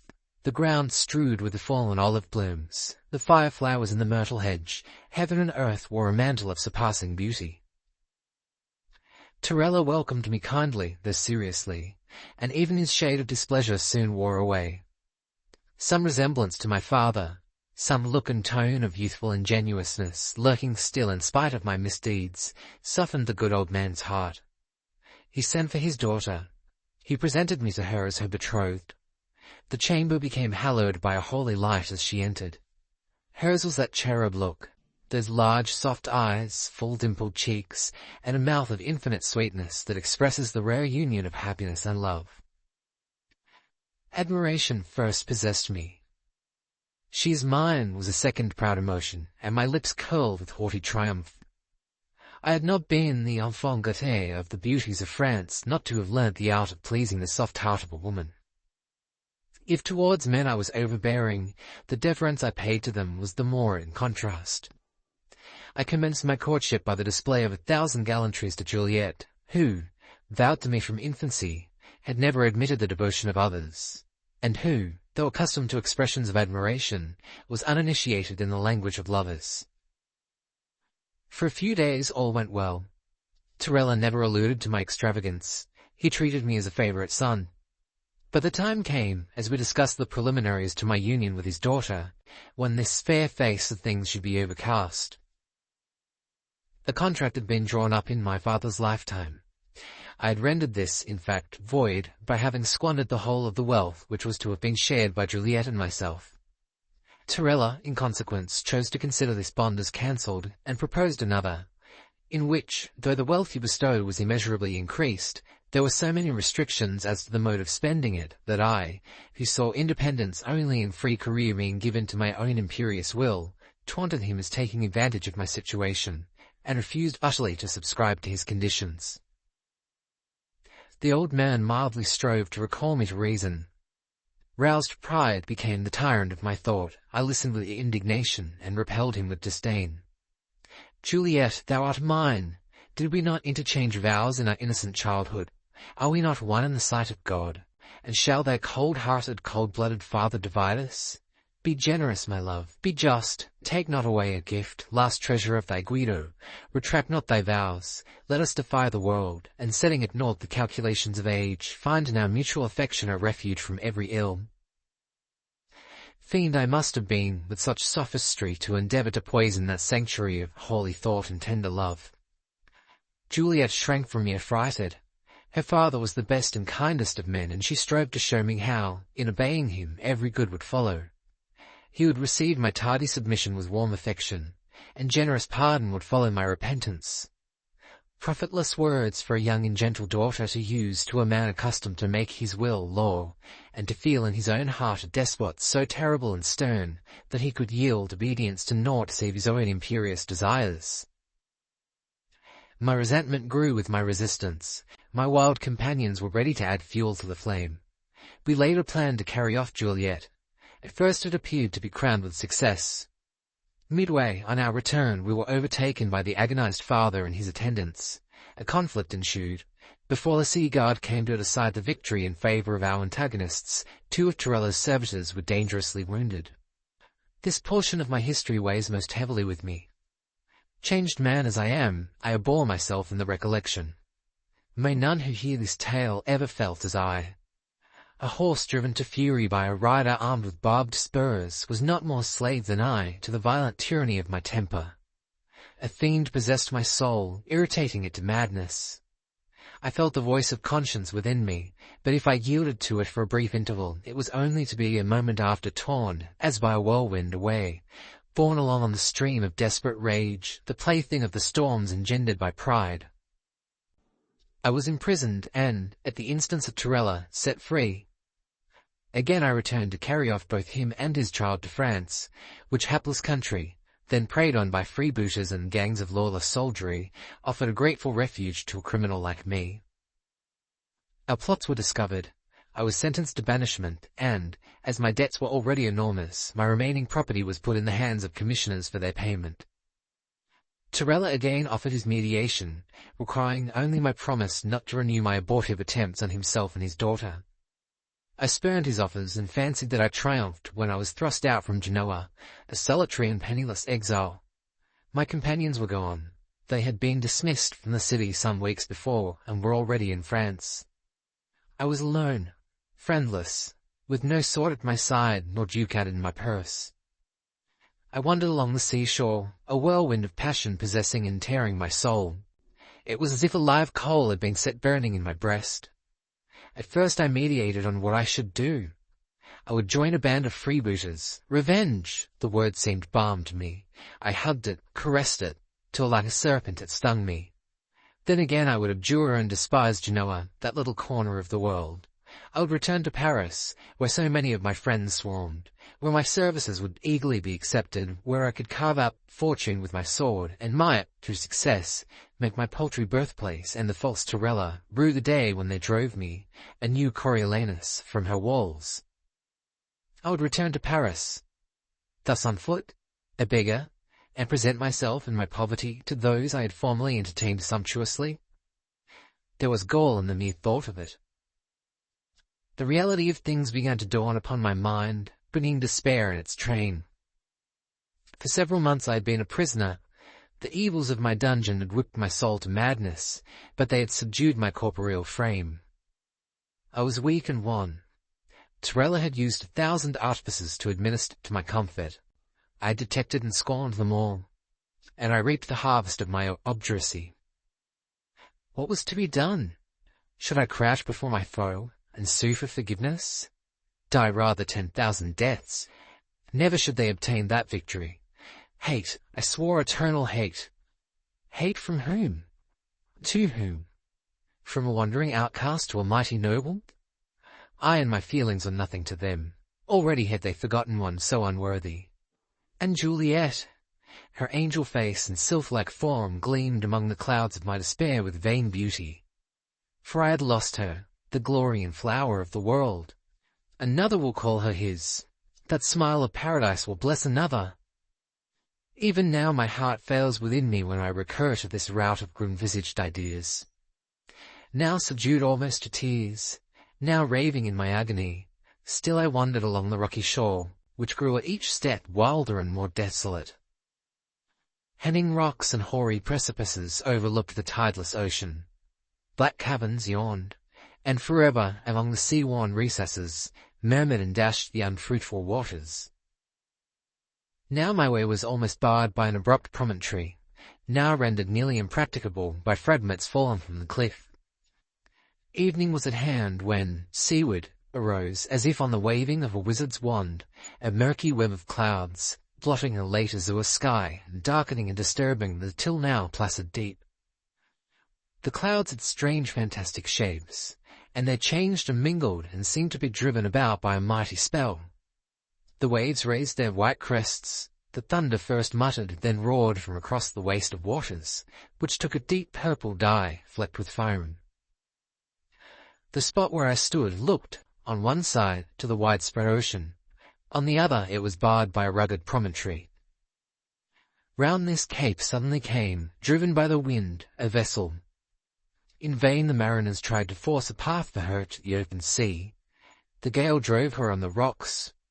It will perish, all on board will perish, would I were among them. And to my young heart the idea of death came for the first time blended with that of joy. It was an awful sight to behold that vessel struggling with her fate.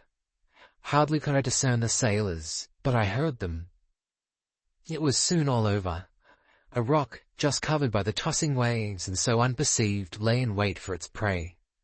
A crash of thunder broke over my head, and the moment that, with a frightful shock, the skiff dashed upon her unseen enemy. In a brief space of time she went to pieces. There I stood in safety, and there were my fellow creatures, battling, now hopelessly, with annihilation. Methought I saw them struggling. Too truly did I hear their shrieks, conquering the barking surges in their shrill agony. The dark breakers threw hither and thither the fragments of the wreck. Soon it disappeared. I had been fascinated to gaze till the end. At last I sank on my knees. I covered my face with my hands. I again looked up. Something was floating on the billows towards the shore. It neared and neared. Was that a human form? It grew more distinct, and at last a mighty wave, lifting the whole freight, lodged it upon a rock. A human being bestriding a sea chest. A human being. Yet was it one? Surely never such had existed before. A misshapen dwarf, with squinting eyes, distorted features, and body deformed, till it became a horror to behold. My blood, lately warming towards a fellow being so snatched from a watery tomb, froze in my heart. The dwarf got off his chest. He tossed his straight, straggling hair from his odious visage. "Bison Beelzebub," he exclaimed, "I have been well bested." He looked round and saw me. "Oh, by the fiend! Here is another ally of the Mighty One. To what saint did you offer prayers, friend, if not to mine? Yet I remember you not on board." I shrank from the monster and his blasphemy. Again he questioned me, and I muttered some inaudible reply. He continued, "Your voice is drowned by this dissonant roar. What a noise the big ocean makes! Schoolboys bursting from their prison are not louder than these waves set free to play. They disturbed me. I will no more of their ill-timed brawling. Silence, hoary one! Winds, avaunt! To your homes! Clouds, fly to the antipodes and leave our heaven clear!" As he spoke, he stretched out his two long, lank arms, that looked like spiders' claws, and seemed to embrace with them the expanse before him. Was it a miracle? The clouds became broken and fled. The azure sky first peeped out, and then was spread a calm field of blue above us. The stormy gale was exchanged to the softly breathing west. The sea grew calm, the waves dwindled to riplets. "I like obedience even in these stupid elements," said the dwarf. "How much more in the tameless mind of man? It was a well-got-up storm, you must allow, and all of my own making. It was tempting Providence to interchange talk with this magician. But power, in all its shapes, is venerable to man. Awe, curiosity, a clinging fascination, drew me towards him. "Come, don't be frightened, friend," said the wretch. "I am good-humoured when pleased, and something does please me in your well-proportioned body and handsome face, though you look a little woebegone. You have suffered a land, I a sea-wreck. Perhaps I can allay the tempest of your fortunes as I did my own. Shall we be friends?" And he held out his hand. I could not touch it. "Well then, companions, that will do as well. And now, while I rest after the buffeting I underwent just now, tell me why, young and gallant as you seem, you wander thus alone and downcast on this wild seashore." The voice of the wretch was screeching and horrid, and his contortions as he spoke were frightful to behold. Yet he did gain a kind of influence over me, which I could not master, and I told him my tale. When it was ended, he laughed long and loud. The rocks echoed back the sound. Hell seemed yelling around me. "Ho, thou cousin of Lucifer," said he, "so thou too hast fallen through thy pride. And though, bright as the sun of morning, thou art ready to give up thy good looks, thy bride, and thy well-being, rather than submit thee to the tyranny of God. I honour thy choice, by my soul. So thou hast fled, and yield the day, and mean to starve on these rocks, and to let the birds peck out thy dead eyes, while thy enemy and thy betrothed rejoice in thy ruin. Thy pride is strangely akin to humility, methinks." As he spoke, 1,000-fanged thoughts stung me to the heart. "What would you that I should do?" I cried. "I? Oh, nothing, but lie down and say your prayers before you die. But were I you, I know the deed that should be done." I drew near him. His supernatural powers made him an oracle in my eyes. Yet a strangely unearthly thrill quivered through my frame as I said, "Speak! Teach me! What act do you advise?" "Revenge thyself, man, humble thy enemies, set thy foot on the old man's neck, and possess thyself of his daughter." "To the cast and west I turn," cried I, "and I see no means. Had I gold, much could I achieve, but poor and single I am powerless."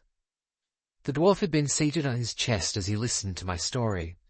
Now he got off. He touched a spring. It flew open. What a mine of gold wealth, of blazing jewels, beaming in pale silver, was displayed therein. A mad desire to possess his treasure was born within me. "Doubtless," I said, "one so powerful as you could do all things." "Nay," said the monster humbly, "I am less omnipotent than I seem. Some things I possess which you may covet, but I would give them all for a small share, or even for a loan of what is yours." "My possessions are at your service," I replied bitterly.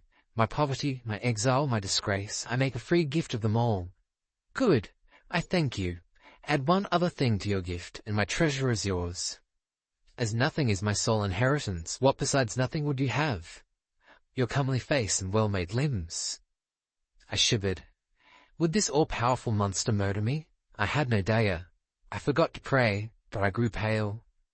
"I ask for a loan, not a gift," said the frightful thing. "Lend me your body for 3 days. You shall have mine to cage your soul the while, and in payment my chest. What say you to the bargain? 3 short days." We are told that it is dangerous to hold unlawful talk, and well do I prove the same. Tamely written down, it may seem incredible that I should lend any ear to this proposition. But in spite of his unnatural ugliness, there was something fascinating in a being whose voice could govern earth, air, and sea. I felt a keen desire to comply, for with that chest I could command the world. My only hesitation resulted from a fear that he would not be true to his bargain. Then, I thought, I shall soon die here on these lonely sands, and the limbs he covets will be mine no more. It is worth the chance. And besides, I knew that, by all the rules of art magic, there were formula and odes which none of its practices dared break. I hesitated to reply, and he went on, now displaying his wealth, now speaking of the petty price he demanded, till it seemed madness to refuse. "Thus it is. Place our bark in the current of the stream, and down, over fall and cataract it is hurried. Give up our conduct to the wild torrent of passion, and we are away, we know not whither."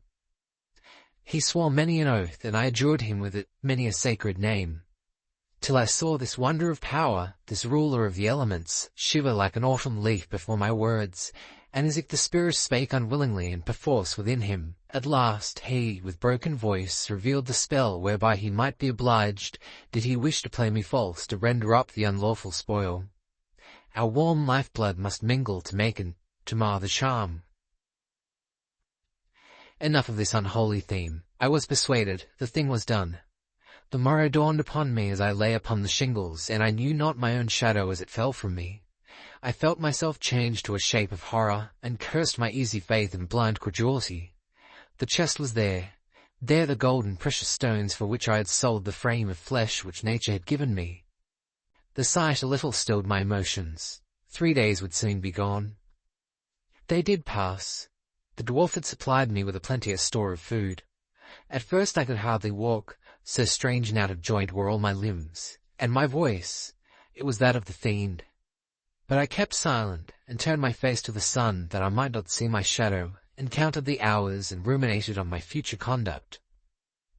To bring Torella to my feet, to possess my Juliet in spite of him, all this my wealth could easily achieve.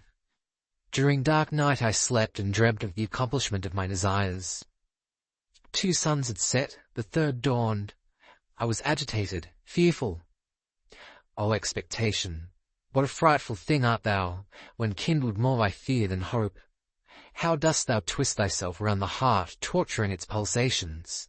How dost thou dart unknown pangs all through our feeble mechanism, now seeming to shiver us like broken glass, to nothingness, now giving us a fresh strength, which can do nothing, and so torments us by sensation, such as the strong man must feel who cannot break his fetters, though they bend in his grasp.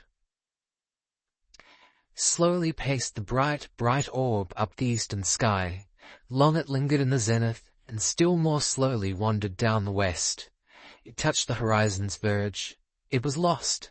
Its glories were on the summits of the cliff. They grew dun and grey. The evening star shone bright. He will soon be here. He came not.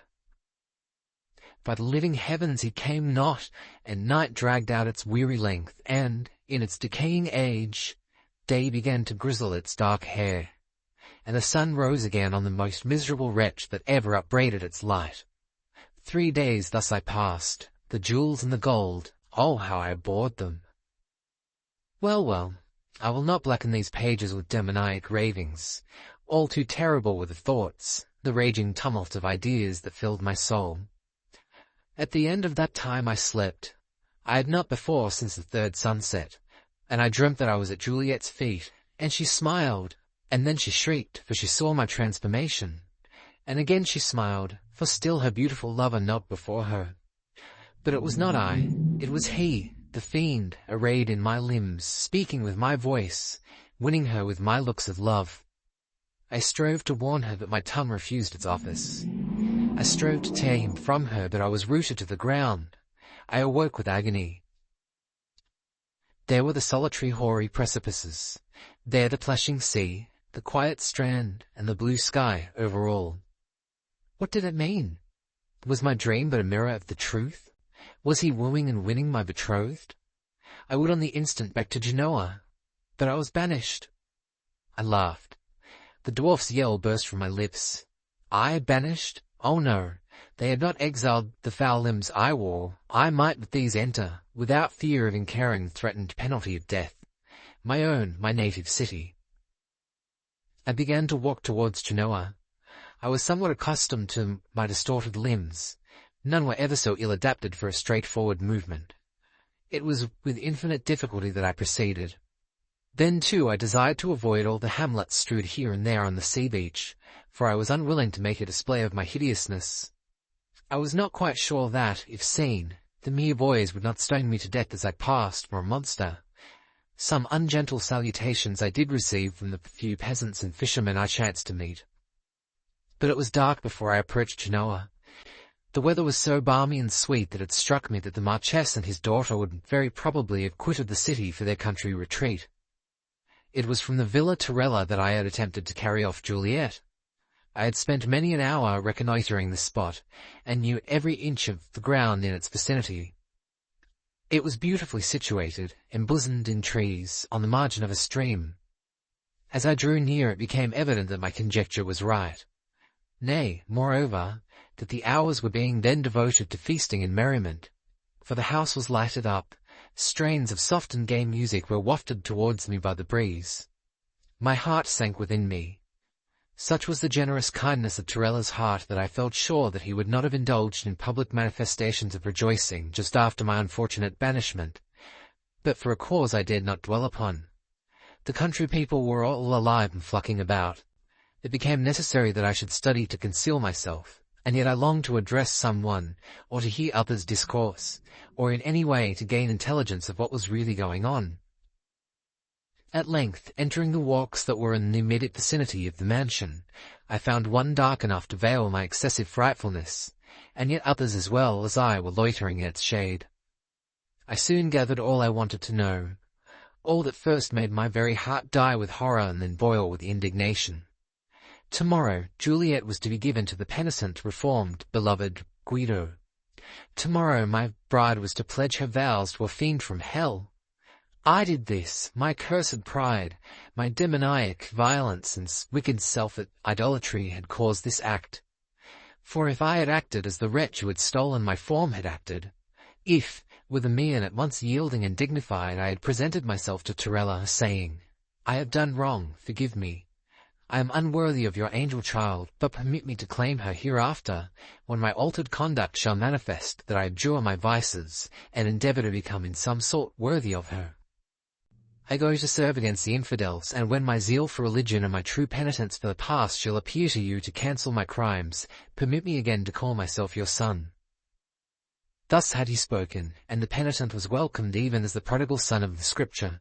The fatted calf was killed for him, and he, still pursuing the same path, displayed such open-hearted regret for his follies, so humble a concession of all his rights, and so ardent a resolve to reacquire them by a life of contrition and virtue, that he quickly conquered the kind old man, and full pardon, and the gift of his lovely child, followed in swift succession.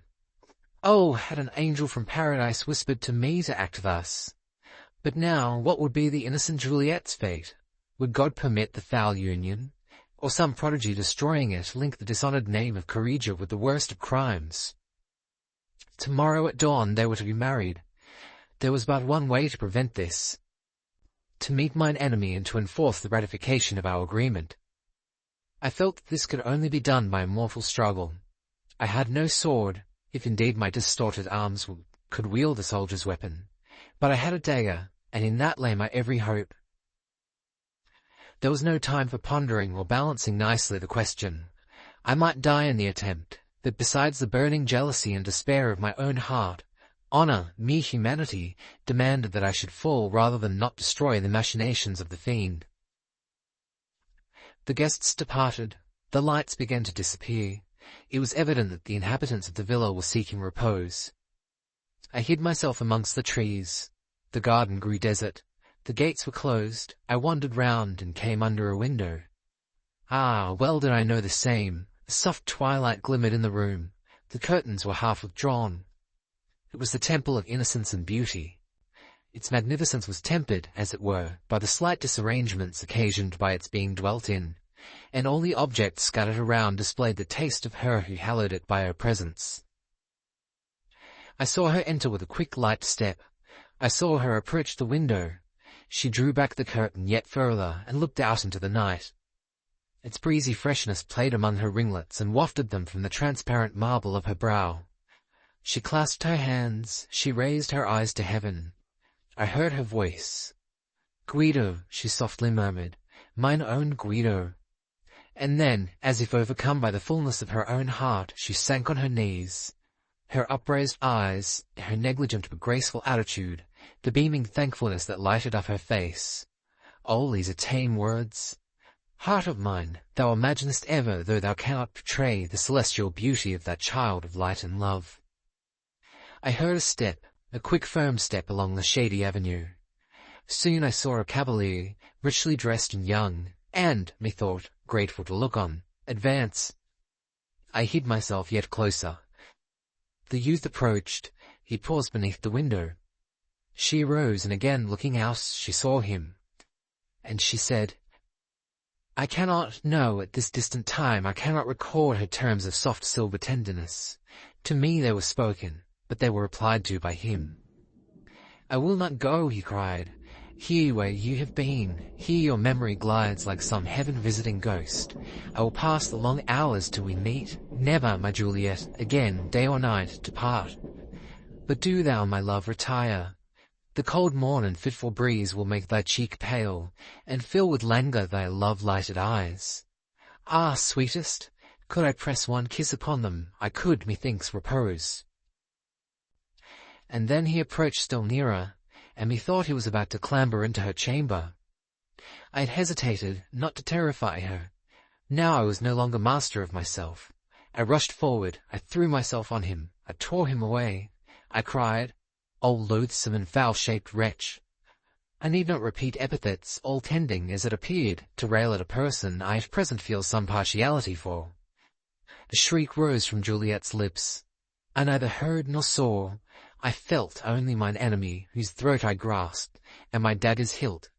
He struggled, but could not escape. At length hoarsely he breathed these words, "Do, strike home, destroy this body. You will still live. May your life be long and merry." The descending dagger was arrested at the word, and he, feeling my hold relax, extricated himself and drew his sword. While the uproar in the house, and the flying of torches from one room to the other, showed that soon we should be separated, and oh, far better die, so that he did not survive. I cared not. From the midst of my frenzy there was much calculation. Fall I might, and so that he did not survive. I cared not for the death blow I might deal against myself.